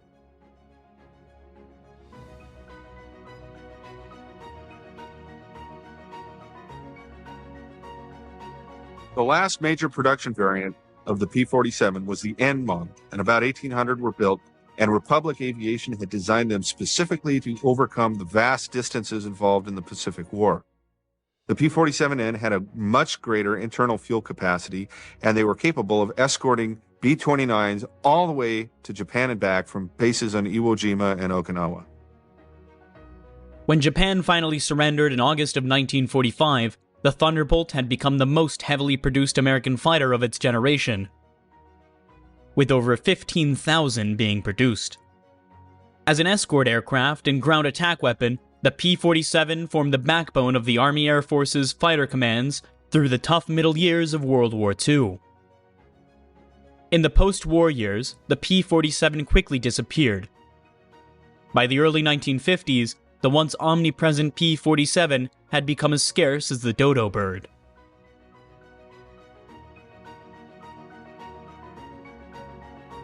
As the war faded into memory, the Thunderbolt and its accomplishments were steadily obscured by the P-51 Mustang.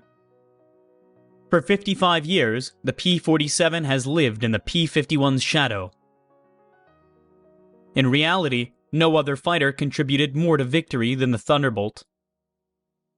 It did the dirty work, the trying ground attack, and close air support missions that held no glory, but saved the lives of countless GIs in the process.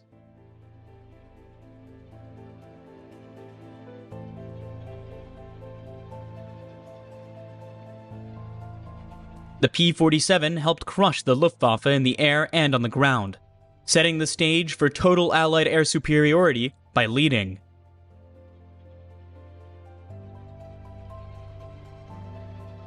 Workhorse. Loved by some, despised by others, the P-47 ranks as one of the greatest aerial weapons to have ever existed during World War II.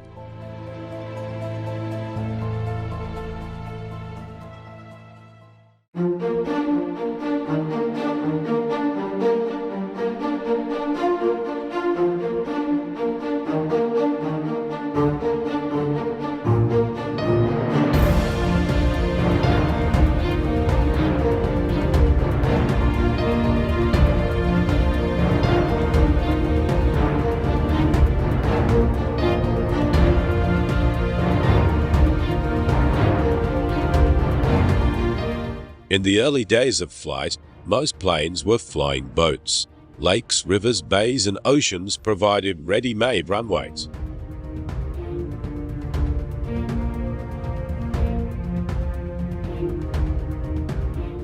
But by the time World War II started, these runways were not always located where runways were needed. So a shift to make runways and planes with landing gear became the usual configuration for aircraft. However, there was one seaplane that continued throughout the war and excelled in areas that other aircraft simply could not operate. Even though the plane was dated before the war started, it overcame its age to go on to be one of the most famous World War II planes in history. Consolidated Aircraft Company's PBY Catalina.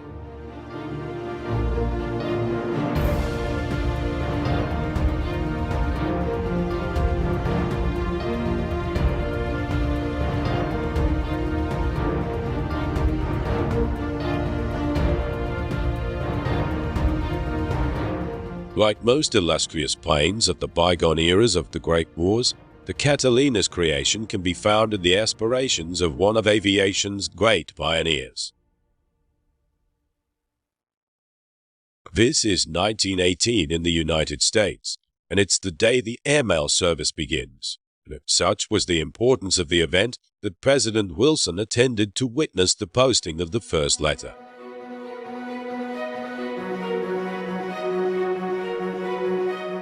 The pilot of the aircraft was Major Reuben Fleet.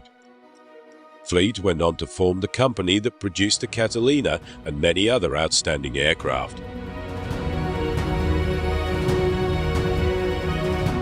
The corporation was Consolidated Aircraft Company, which was based in Buffalo.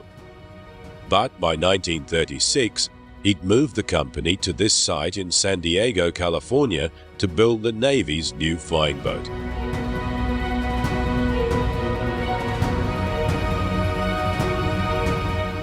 During the Depression, contracts were scarce and competition was tough, and this move was a huge risk for the fledgling company.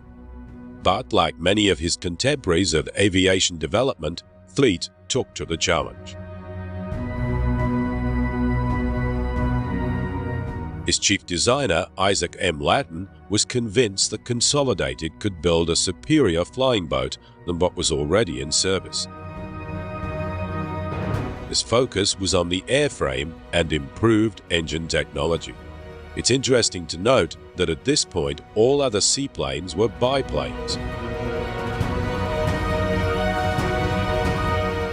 The Catalina was the first monowing to take to the water and the air.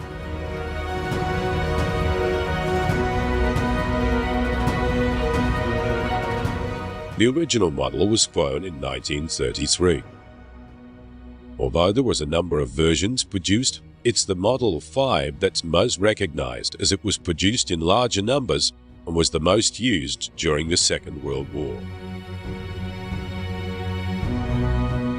Boeing, Vickers, and the Naval Air Factory also built them under license. The United States Navy employed over 3,000 of the Catalina. Other Commonwealth nations, including Britain and the Dutch, also utilized the outstanding services that the Catalina would provide. The distinguishing feature of the Model 5 and its predecessors is the bubble-type blister on the fuselage. This was used as a gun turret and offered superb visibility to spotting and tracking the enemy. The blister was also very useful in another role, that of sea rescues. The visibility from the blister was greatly appreciated by Catalina crews that were engaged in rescuing downed pilots and shipwreck victims during the war. One of the early examples of seaplanes being used as mercy craft or rescue planes is probably found in the Coast Guard's history. During the late 1920s and early 1930s, the Coast Guard regularly used the flying boat to assist in marine rescues and evacuations, as well as for weather observation. It was a natural transition for the Catalina's wartime duties. Seaplanes excelled in numerous roles during the war years, but one of their most outstanding successes was that of submarine spotting and bombing. In the early years of the war, the highly efficient U-boat captains dispatched a considerable amount of Allied shipping to the sea floor. At the time, there was little the Allies could do. However, it was realized that if the flying boats could be given a suitable range, they would be the perfect spotting platforms. The Germans had gained control over the crucial shipping lanes across the Atlantic in a bid to strangle Britain of the desperately needed wartime supplies.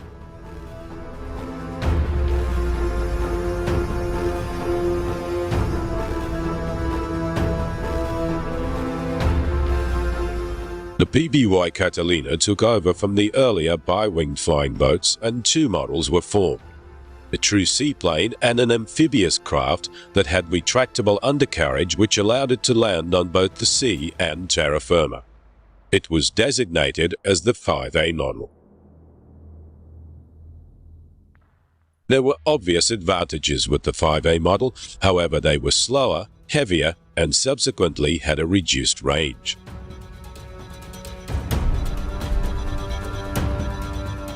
As soon as Britain received the Catalina, they were immediately pressed into service as submarine hunters.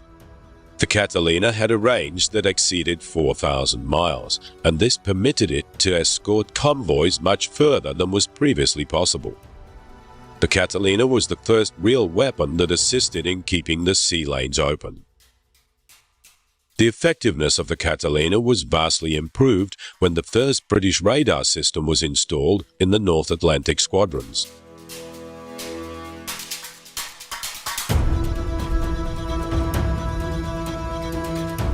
Once detected, the Catalinas would assault the submarines with bombs or depth charges.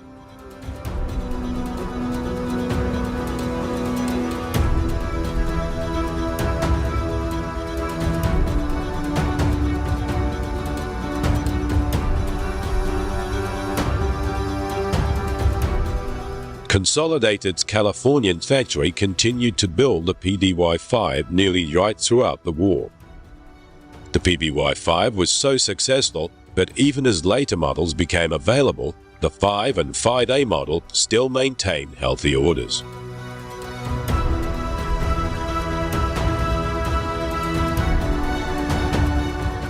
The PBY's construction was a mixture of boat building and aircraft manufacture.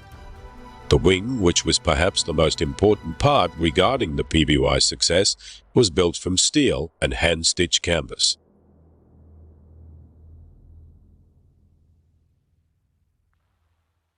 The wing was made of steel and a skin constructed from a special unbleached cotton cloth that was hand-stitched to the steel framework.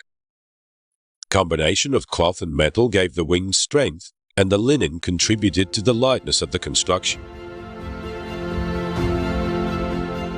The wing was then coated with a special aviation dope that stretched the cotton tight and bonded the two materials together. The assembly of this consumed hundreds of hours of demanding craftsmanship. Another feature of the PBY's wing was its retractable wingtip floats that could be raised during flight to reduce drag and improve the aircraft's handling characteristics. The large wing of the PBY was the secret to the plane's success. It provided great lift and held the plane's entire fuel load that would give the PBY its legendary long-range capability. Another interesting fact is that the dry climate of California permitted the construction of some aspects of the PBY, such as the fitting of the wings, to be completed outdoors. This saved the company from having to build thousands of square feet of roofed factory space. Tens of thousands of rivets were required, and Consolidated's rivet machine produced about 1 million rivets a week. Due to the stress of landing on water, the hull needed more attention to detail than other planes of this vintage, and the plating had to be watertight.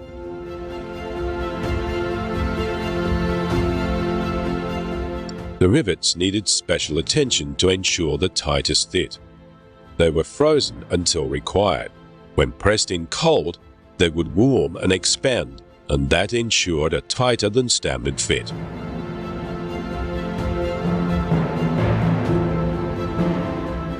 The craftsmen at the Consolidated manufacturing facility were as much boat builders as they were aircraft builders. The fuselage had to pass a watertight test. Since it wasn't feasible to build a water tank for testing the integrity of the fuselage, rather the fuselage was filled with water and checked by inspecting the outside surface instead. The center spar was a unique design for its time, as it housed the flight engineer. Normally, he would sit behind the pilot, but in this plane, he sat above the pilot and was indeed very close to the engines he monitored.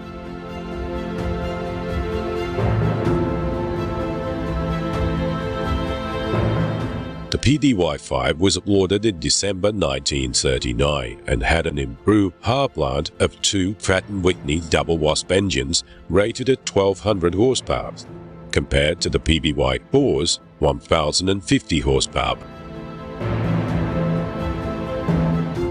Just 4 bolts held the engines to the wings. Nearing the final stage of construction, the aircraft was painted.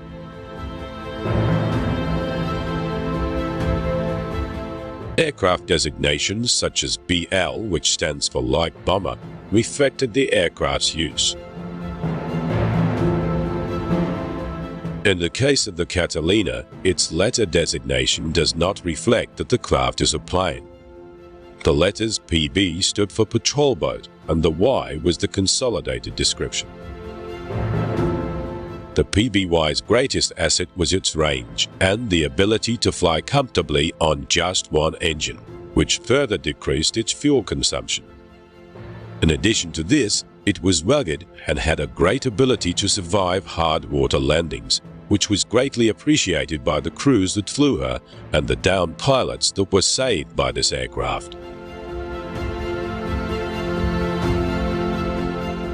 The PBY was in essence an early 1930s design, and although it was used in many theaters of the war, it was showing its age when it was compared to newly designed aircraft.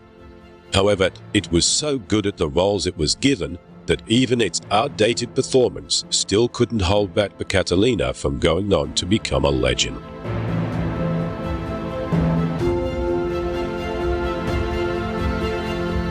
The Catalina fell short in many areas. For example, its top speed was less than many of the cars of that day, and as a bomber, the wing design couldn't even cope with half the pressures of a newer dive bomber.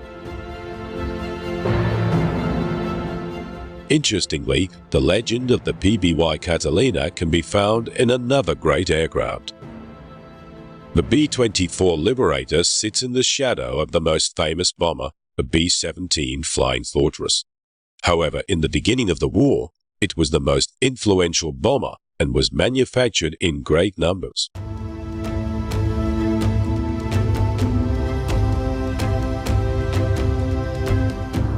A total of 19,256 planes in several versions were produced by Consolidated Loyalty, Ford Motor Company, Douglas Aircraft, and North American Aircraft between the years of 1939 and 1945. The success and strength of the B-24 Liberator is due to a wing design sold to Consolidated in 1937 by David R. Davis, who was a near-destitute inventor. Reuben H. Fleet, the president of Consolidated, was convinced through wind tunnel tests that this slender wing with sharp camber would provide greater lift. Not only was the B-24 Liberator produced in greater quantities than any other American bomber, it also flew in more theaters of war by the air forces of more countries than any other four-engine bomber. A fully armed and combat-ready B-24 carried a crew of 10 men. Its gross weight when loaded was greater than 60,000 pounds. In its most common form, it had 4 movable turrets, each with 2 50-caliber machine guns and 2 individual 50s in the waist, making a total of 10. It was powered by 4 1,200 horsepower engines and carried 2,750 gallons of fuel. Many B-24 missions were round trips of 1,500 miles, and some extended ranges were closer to 2,000 miles. The planes were not pressurized or heated. Crewmen wore oxygen masks on high-altitude missions and were exposed to temperatures that reached -30 degrees Fahrenheit and below. A PBY Catalina was not Consolidated's only seaplane in production during the war. In 1936, the company started production on the much heavier patrol bomber, the PB-2Y. This was a larger plane with 4 engines and a double-decker fuselage. Unlike the Catalina, this plane was only produced as a flying boat. No amphibious version was available.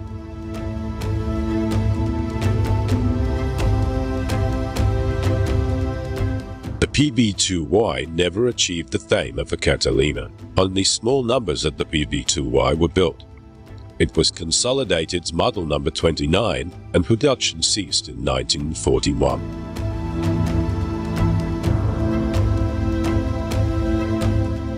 This plane never reached the acclaim of the Catalina. Perhaps the Catalina was just the right plane for the right job, even though in most aspects the plane was outdated. This is evident in the laborious task of preparing the Catalina for a mission. More modern craft had better and quicker methods of flight preparation. The Catalina was a hands-on job.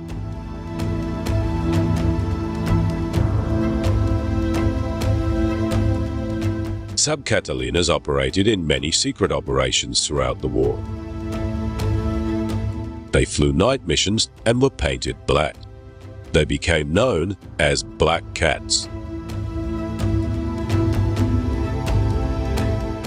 Their roles included mine laying, bombing enemy shipping, and sea rescues.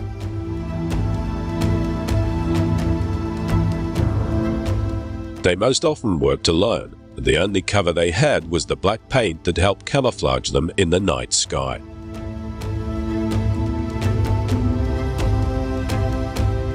The Black Cat crews left at dusk, and their flights extended well into the night.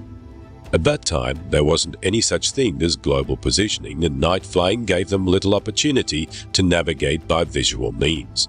Their main means of navigation was the stars. The crews mostly flew blind. A crew may be grateful for a moonless night for safety reasons, yet the same night resulted in a much reduced chance to find and destroy an enemy.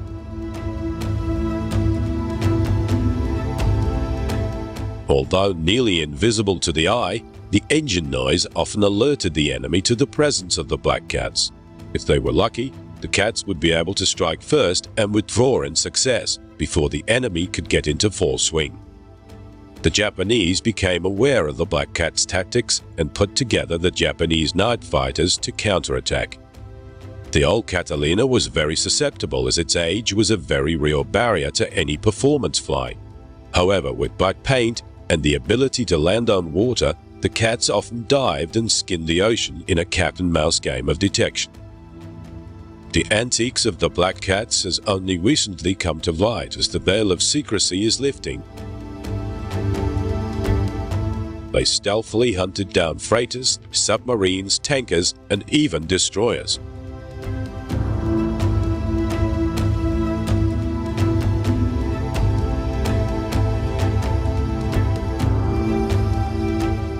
They were named Black Cats, but in their black paint, they could just as easily have been called Panthers.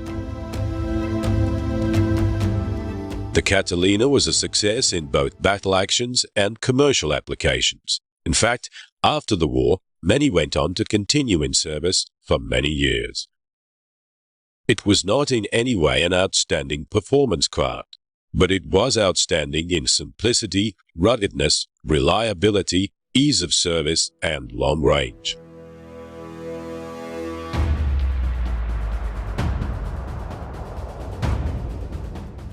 PBY was just a perfect plane for the roles it was given.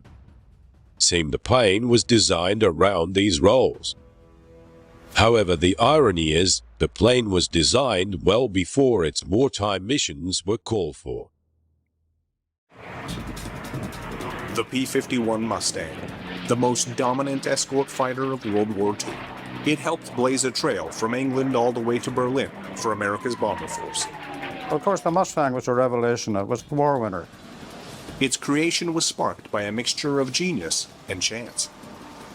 The Mustang and its two-stage, two-speed supercharged Merlin engine were the end result of years of technological development. From World War I to World War II, each generation of aircraft went ever higher and faster. But the Mustang's marriage with the Merlin might never have happened. National pride delayed the coupling of these two great innovations. But a new, deadly German adversary changed everything. The Focke-Wulf 190, this was really a top-notch fighter aircraft. With the FW-190 terrorizing the skies of Europe, the British and American forces swallowed their pride and joined together to create the ultimate fighting machine.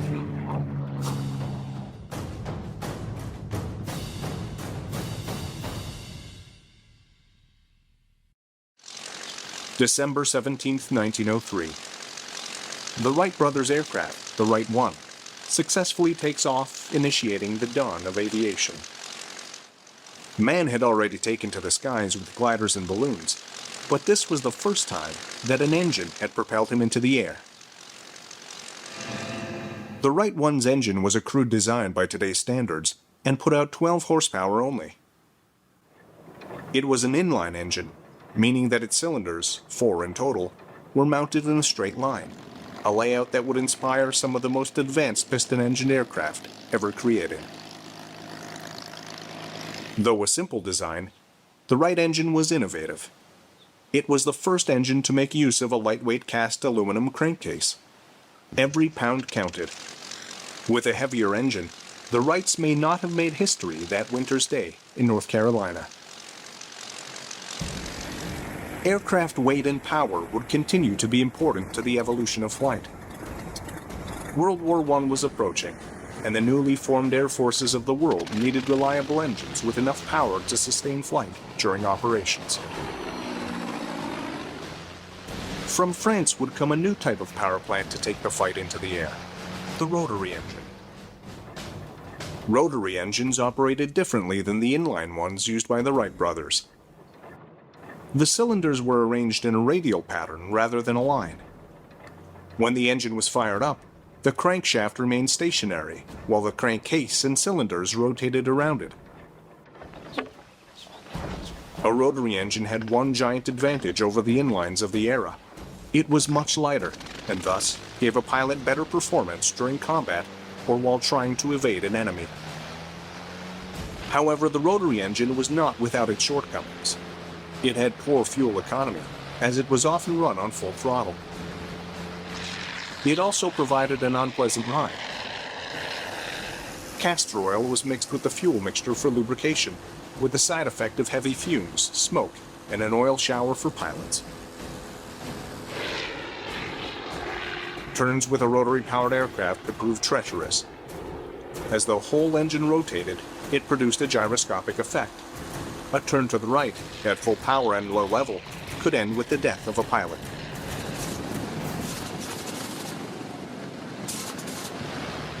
Rotary-powered aircraft remained part of Air Force inventories till war's end, but they were gradually supplanted by the inline engine.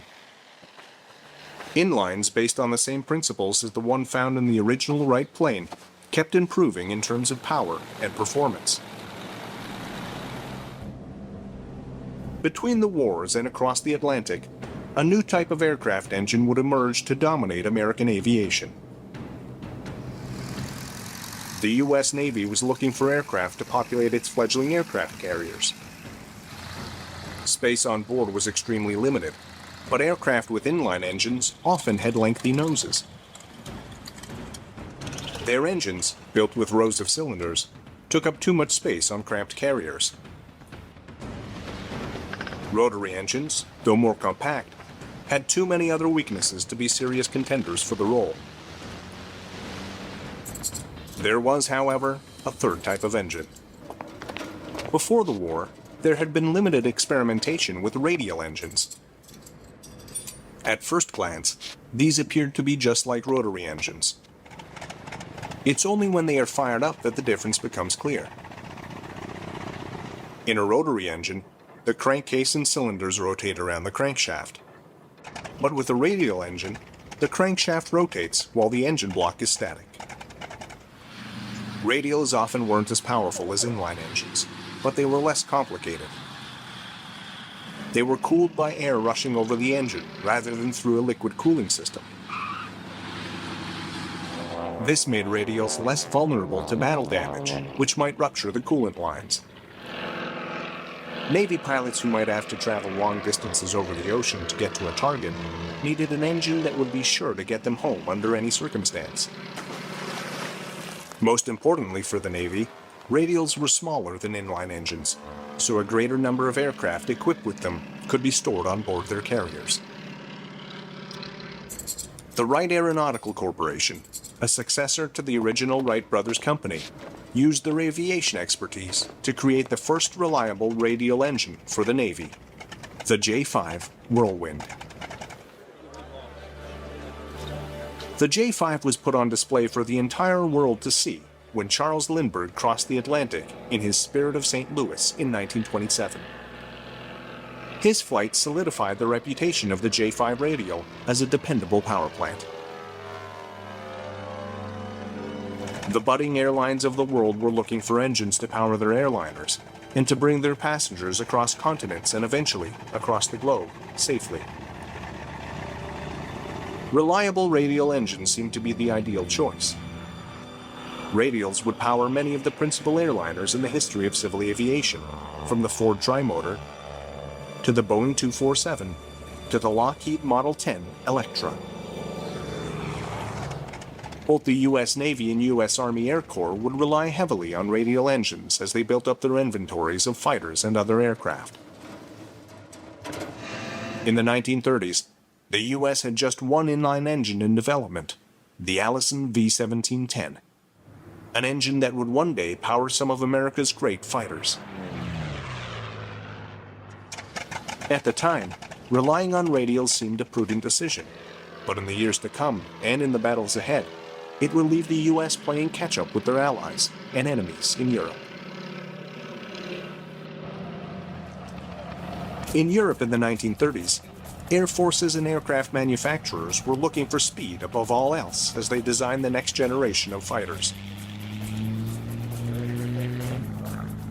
Using streamlined designs and powerful V-12 inline engines, they pushed their aircraft to speeds over 350 miles per hour. Their inline engines were not only more powerful, they also helped to create more aerodynamic airframes. Their elongated shapes allowed for more streamlined designs as compared with radials. Inline engines may have been more vulnerable to attack due to their complex liquid cooling systems, but no matter how durable a radial engine is, speed kills in a dogfight. Inline engines were built to provide just that. It was from this European obsession with speed that some of the legendary fighters of World War II were born, including the Supermarine Spitfire, the Hawker Hurricane, and the Messerschmitt Bf-109. Beneath their elegant frames purred ever more powerful inline engines from Rolls-Royce and Daimler-Benz respectively. In the middle of 1940, the pilots of the RAF tested their mettle and the endurance of their fighting machines in some of the most spectacular air battles of World War II. Vice-Fuhrer Göring had promised to destroy the RAF and thus facilitate the invasion of Britain. Göring had at his disposal an armada of medium bombers protected by a deadly fighter force. The result of the Battle of Britain during those few vital months of 1940 is well known. There was a heavy toll in fighters and pilots on both sides. British and German engineers tried to squeeze every ounce of power from their engines. Any tiny advantage could be the difference between life and death. With Britain and her industry under direct attack, She looked to her old colony more than ever to provide her with desperately needed aircraft. Even before the Battle of Britain, the British Purchasing Commission had already been shopping for additional aircraft. The U.S.'s initial offer of fighters was not well suited for the high-altitude dogfights taking place over Europe. This was partially due to the American engines available. The U.S. had concentrated on radial engine production instead of inline engines like the ones so popular in European fighters. They did have the Allison engine, the V1710. Like the British Rolls-Royce Merlin, it was a 12-cylinder inline engine, but it had a complex turbocharger often difficult to fit into an aircraft. To boost power in the thin air at high altitudes, the Allison engine used the heat of its exhaust to power a turbine and thereby increase the airflow and power. One American aircraft, the Lockheed P-38, had the extra space needed to house the turbocharger. It was a big twin-engined aircraft to begin with and had space in its tail booms for the extra equipment. But given the size of the P-38, it wouldn't have fared well against nimble single-engine German fighters in a dogfight. America had other smaller fighters powered by the Allison engine, the P-39 Airacobra and the Curtiss P-40 Warhawk. In both cases, their manufacturers failed to include Allison's turbocharger. The P-39 had an innovative layout, with its engine situated mid-fuselage, behind the pilot. It was designed to house both the Allison engine and the turbocharger. However, a scoop built into the left side of the fuselage to cool the turbocharger was deemed too aerodynamically expensive. Both the scoop and the turbocharger were eliminated from the production design. This change crippled the Aerocobra's ability to fight at high altitudes. In the case of the P-40 Warhawk, a rugged, single-engine airplane, the turbocharger was excluded from the design from the get-go. This limited its optimal altitude to just 15,000 feet, and thus relegated the aircraft to ground attack work. The British Purchasing Commission was still interested in the Warhawk, even with its limitations.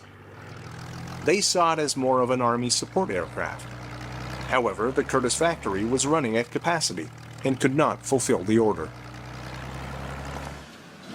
With no suitable aircraft readily available for purchase, the Brits would turn to North American aircraft.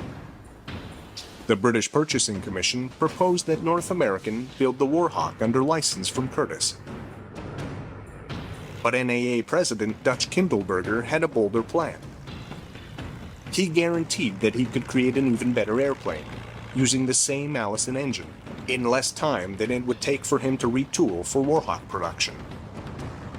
The Brits said yes, and the end result was an airplane that may well have changed the outcome of the Second World War in Europe.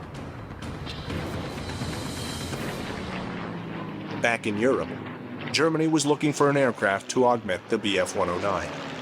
In the Battle of Britain, the Bf-109 and Spitfire were closely matched.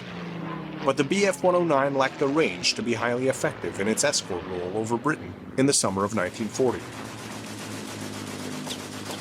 The Luftwaffe had a twin-engined Escort, the Bf-110. It had the range to be an excellent escort, but it lacked the maneuverability to defend itself or its charge in a dogfight. It also used two Daimler-Benz 605 engines, making it an expensive sitting duck for British interceptors. Looking for a quick solution to their escort dilemma, the Luftwaffe even considered having the 110s tow 109s into battle to conserve fuel. But in the long run, using two aircraft to perform the role of a single fighter was an even more wasteful solution. What the Luftwaffe needed was a dedicated single-engine aircraft to fill in for the Bf-109 on longer-range missions, and ideally something to give them a decided advantage over the British fighters of the time. However, the Luftwaffe wanted to have its cake and eat it too. They wanted a new fighter, but they didn't want to sacrifice any of the precious 605 engines meant for the Bf-109. To the consternation of the Luftwaffe, Most of the new submissions for fighter designs from German industry were to be built around this very same engine. To solve Germany's Escort woes, one man, Kurt Tank, Focke-Wulf's legendary designer and test pilot, did what was almost unthinkable at the time. Since the start of the war, British and German designers had relied upon powerful 12-cylinder inline engines to power their fighters. Tank dared to build Germany's next fighter around a bomber's radial engine. The air-cooled BMW 801 radial engine had plenty of power and had proven reliable in the Ju-88 and Do-217. But radials in a fighter were a rare sight in Europe. It was difficult to build as aerodynamic a fuselage to house them in as when constructing one for a slender inline engine. Though an unconventional design track, Tank saw two reasons for encouragement. Firstly, the National Advisory Committee for Aeronautics in the U.S. had already done research on improving airflow around radial engines. Over time, they had developed the NACA cowl, which at least helped to reduce drag. This was a simple ring which fitted snugly around the cylinders of a radial engine. It not only made the engine more aerodynamic, it also improved cooling. Secondly, Tank observed that the US and Japanese navies were employing several modern carrier aircraft, all with radial engines. Aircraft like the F-4F Hellcat and the Japanese A-6M Zero. The lightweight Zero had been almost unstoppable in the early part of the Pacific War. Tank had continued to explore ways of improving his new radial-engined aircraft and reducing the drag effect, although some say his greatest task was selling the radial idea to the ministry. If that was the case, the bureaucrats must have been quickly won over by Kurt Tank's first prototypes. Given the designation the Focke-Wulf 190, and unofficially known as the Butcher Bird, the Luftwaffe's latest fighter was rushed into production. Fortunately for the Allies, the FW-190 arrived after the close of the Battle of Britain. In the summer of 1941, 5 Mark V Spitfires flying over the south coast spotted several radial engine fighters in German markings. At first glance, they were mistaken for US-built Republic Lancers. It was a deadly case of mistaken identity. The aircraft were, in reality, early model FW-190s. The Spitfire pilots who survived the ensuing battle lived to tell just how quickly their comrades had been lost. But Britain's greatest loss that day was not pilots or planes. The battle marked the day Britain lost air superiority to the Luftwaffe. The RAF had to do something, and fast. All eyes looked to Rolls-Royce, manufacturer of the Merlin engine, the power plant of the Spitfire, Hurricane, and so many of Britain's great planes. Although the company had the next-generation engine, the 12-cylinder Griffin, in development, it was well over a year away, more than enough time for Britain to lose the war. Earlier, there had been some thought given to modifying a few Merlin engines for experimental high-altitude work to be executed by a Wellington bomber. It was little more than an idea at the time, but in Britain's hour of desperate need, Rolls-Royce engineers worked night and day to test the concept. Merlin engines were already supercharged. An air compressor mechanically attached to the rotating camshaft increased the airflow to the engine, allowing it to burn more fuel and to boost performance. Rolls-Royce engineers had theorized that adding a second supercharger could give the engine even more punch during high-altitude work. Might a two-stage supercharger help the RAF reclaim air supremacy? The end result of the Rolls-Royce experiments was breathtaking. It was almost as if the two-stage, two-speed Merlin was an entirely different engine, when in fact it was just a modification. When the double supercharged aircraft, dubbed the Spitfire Mark IX, finally arrived in June of 1942, the RAF had a rare opportunity to test it directly against a captured FW-190. The test results were far different than the day a group of unlucky RAF pilots ran into a flock of butcher birds. The two aircraft were virtual equals in terms of performance. Captain Eric Brown, who had flown a captured FW-190, had a chance to test the new Spitfire 9 against the German aircraft in live combat. I'd flown the 190 quite a bit, so I wasn't too frightened. I reckoned I knew what that aircraft could do, and I knew what my Spit could do, so I thought, well, I can handle this guy. Hoping he was somebody just out of training school. But no, I picked somebody who really knew what he was up to. And we had, I would say, a toing and froing over France. But neither could get a draw beat on the other. We finally realized, as both of us, we run out of fuel. We waggled our wings at each other and departed. And I realized this was really a top-notch fighter aircraft. The RAF had leveled the playing field with the Luftwaffe, at least for the time being. But what the RAF really needed was an aircraft to give them the upper hand. The new Merlin's greatest contribution to the war was still to come, when it was mated with an extraordinary aircraft of American design. Back in the U.S., North American Aircraft had continued to work on a Warhawk substitute, which met the specifications laid out by the British Purchasing Commission.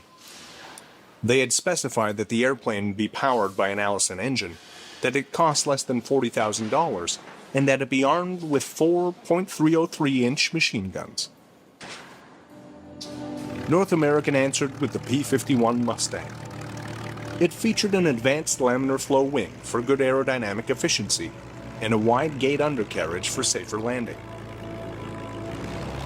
Pleasing to the eye and to fly, although mainly at lower altitudes, the new arrival quickly gained respect from pilots and ground crews alike.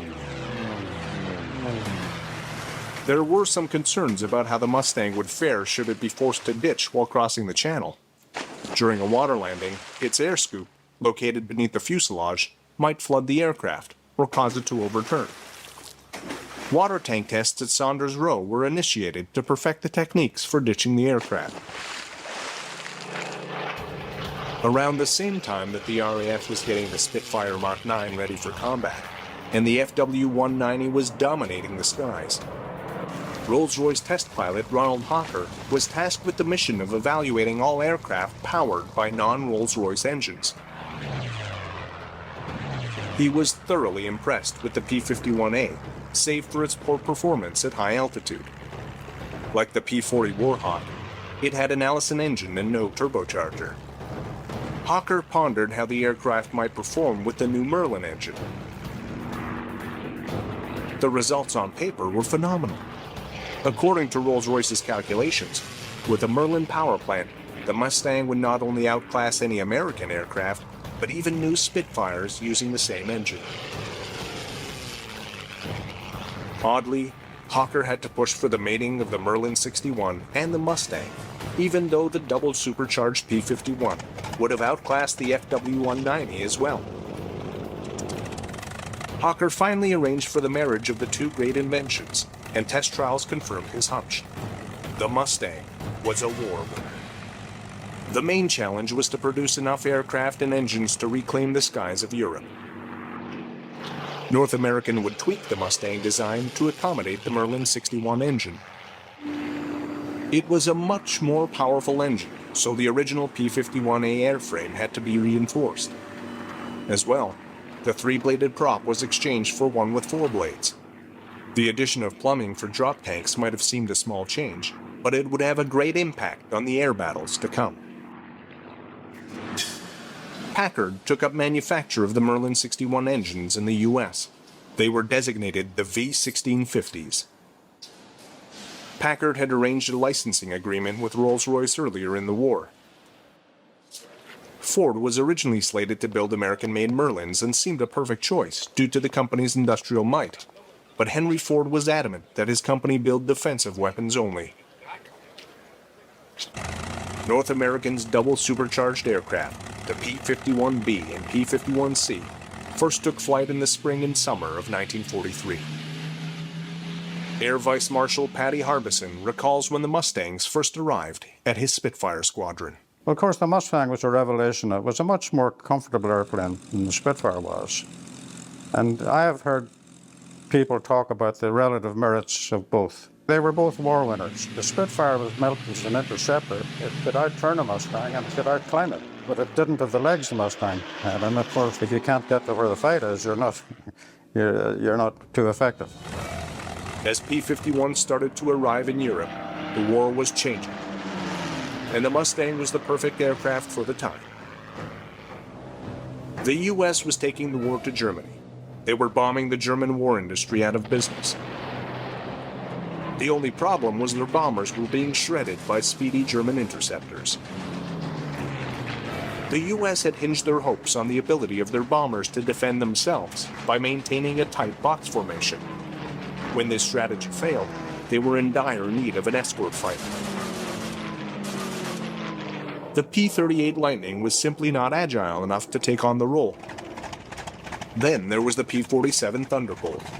It was an awesome radial engine fighter, more than capable of taking care of itself in battle. But it had two major flaws. It was expensive, and it lacked the range to take the bombers all the way to Berlin and back. The P-51 Bs and Cs arrived just in time. They had been designed to carry drop tanks, and with the addition of a fuel tank behind the pilots, they had more than enough fuel to escort American bombers to Hitler's lair. The Mustang proved more than a match for Germany's FW-190 and Me-109. Slowly, American bombers closed in around Berlin. Suddenly, the Germans found themselves playing catch-up. Kurt Tank's FW-190 with a radial engine found it difficult at higher altitudes where the bombers roamed. Tank swapped its radial engine for an inline. The long-nosed aircraft was nicknamed the Dora. The Focke-Wulf Dora, the later Dora, was a magnificent fighter with an engine change, not really any structural changes other than those to accommodate the engine. But what it meant was, here was an airplane that could keep up with the hunt as the years of the war progressed. So from 1942 right up to the end of the war, the Focke-Wulf 190 was in the top grade of fighter or fighter bomber. The P-51 Mustang also continued to evolve as mechanics and engineers incorporated changes based on the feedback of pilots who had tested the plane in battle. Its canopy went through several permutations. The British swapped the original one for a sliding Malcolm hood, similar to a Spitfire's for improved visibility. The P-51D, the definitive version of the Mustang, had a bubble canopy, which offered 360 degrees of clear view. North American also upgraded the D's firepower. It had 650 caliber machine guns compared to 4 in earlier models, and it had solved the problem of gun jamming during hard turns. The fuel tank situated behind the pilot may have increased range, but it created other issues. The plane had poor directional stability when the tank was full. To counter this problem, engineers added a small dorsal fin in the D model. These and other improvements would help the Mustang blaze a path to Berlin for America's bombers. Reichsmarschall Hermann Göring, commander of the Luftwaffe, was quoted as saying, "When I saw Mustangs over Berlin, I knew the jig was up." When the European war had come to a close, the battle still raged in the Pacific. The Mustang was the best escort available, but even with its incredible range, it could not accompany an aircraft like the B-29 Superfortress on extended bombing missions over Japan. The expanses of ocean were too large. The engineers at North American struggled with the problem of stretching the Mustang's range. Their solution was a Zwilling or twin Mustang. By fusing two Mustangs together, they hoped to dramatically increase the range of the Mustang while retaining its excellent dogfighting abilities. The new Mustang, the F-82, had an incredible range, 2,000 miles. Though the prototypes were powered by Packard-built Merlin engines, The U.S. Army Air Corps was adamant that the production version be totally American-made. Unfortunately for the F-82, without Merlin engines, it was not the same aircraft. When fitted with the Allison V-17-10-100, its speed dropped and high-altitude performance suffered. It was one of the few cases of a prototype outperforming the production model of an aircraft. By the time the F-82 was ready, Japan had surrendered, and the war was over. After the war, the P-51 continued to serve, while other piston engine fighters of the era went quietly into retirement. Though it was the dawn of the jet age, there was still a place for the Mustang in a variety of roles. Colonel Ray O. Roberts flew the Mustang during its second life. At that time, I was flying what they call the F6, which is a P-51 with cameras. Also had guns, and you could have the bombing and gunnery capability. And we participated in a post-hostilities mapping program. We mapped, revised all the Japanese maps, photographed, did aerial photography in Japan and Korea. When the Korean War arrived, Mustangs which had been mothballed for long-term storage were suddenly being shipped across the Pacific on carriers. Unable to compete with the next generation of jet fighters for the dogfighter role, Mustangs returned to where they started. In Korea, Mustangs made excellent ground attack aircraft. They didn't have the speed of jets, but they had the endurance to make it from Japan to Korea on bombing runs. In Korea, the F-82 also had an opportunity to taste combat for the first time. F-82s flew strike, escort, and night fighter missions. The marriage of the P-51 Mustang and the Merlin 61 engine produced incredible results. It provided the Allies with an effective escort to pound the last nails into Germany's coffin. Perhaps the most amazing thing about the P-51's stellar career is that it might never have happened. If the Merlin and Mustang had never been mated at the suggestion of Hawker at Rolls-Royce, the P-51 might have had a humdrum career as a reliable ground attack aircraft, rather than an elite dogfighter. It arrived at the right time and the right place in history, just when the Allies needed an escort fighter.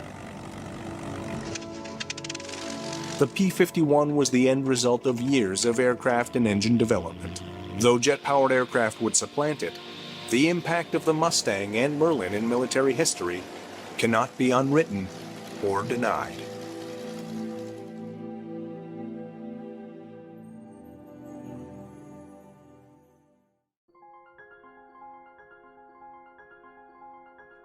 Aviation, the art of aeronautics, began with the dreamers, inventors, and daredevils who dared to defy gravity. The journey of aviation was nurtured by pioneers like the Wright brothers, whose first flight marked a historic milestone. The role of aircrafts in world wars was groundbreaking, dramatically changing warfare strategies. This initiated a technological evolution in aviation, transforming the simplistic wings of a biplane into the thunderous roar of jet engines. Let's journey through the ages of aviation. Behind every great aircraft, there were great minds. These visionaries, like Sir Frank Whittle, the innovator of the turbojet engine, redefined air travel. Then there's Skunkworks Kelly Johnson, the genius behind the SR-71 Blackbird. His designs combined speed, stealth, and power, crafting machines that dominated the heavens. The contributions of these pioneers have left an indelible mark on the canvas of aviation, shaping the course of history and inspiring generations of engineers and aviators.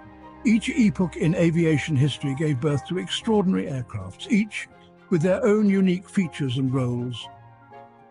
The Lockheed SR-71 Blackbird was a marvel of speed and stealth. The F-105 Thunderchief, a supersonic fighter bomber, was vital in the Vietnam War. The P-51 Mustang, a long-range fighter, was critical in World War II. The P-47 Thunderbolt, a heavyweight fighter, was used extensively in the same war. The A-10 Thunderbolt II, the Warthog, is a close air support icon. The Messerschmitt Me-262 marked a leap forward in aviation technology. Each of these game changers were instrumental in their eras, and their legacies still resonate today. Beyond the game changers, there are those that have transcended their practical roles to become icons. The Concorde was not just an aircraft, it was a supersonic symbol of luxury and speed. The B-52 Superfortress, a strategic bomber, is an icon of power and resilience. These magnificent machines and others like them have become much more than just aircrafts.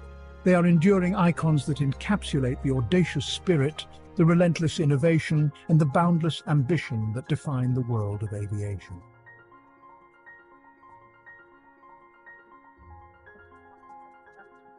For more amazing aerial footage, and to join us in this incredible journey, check out the DroneScapes YouTube channel.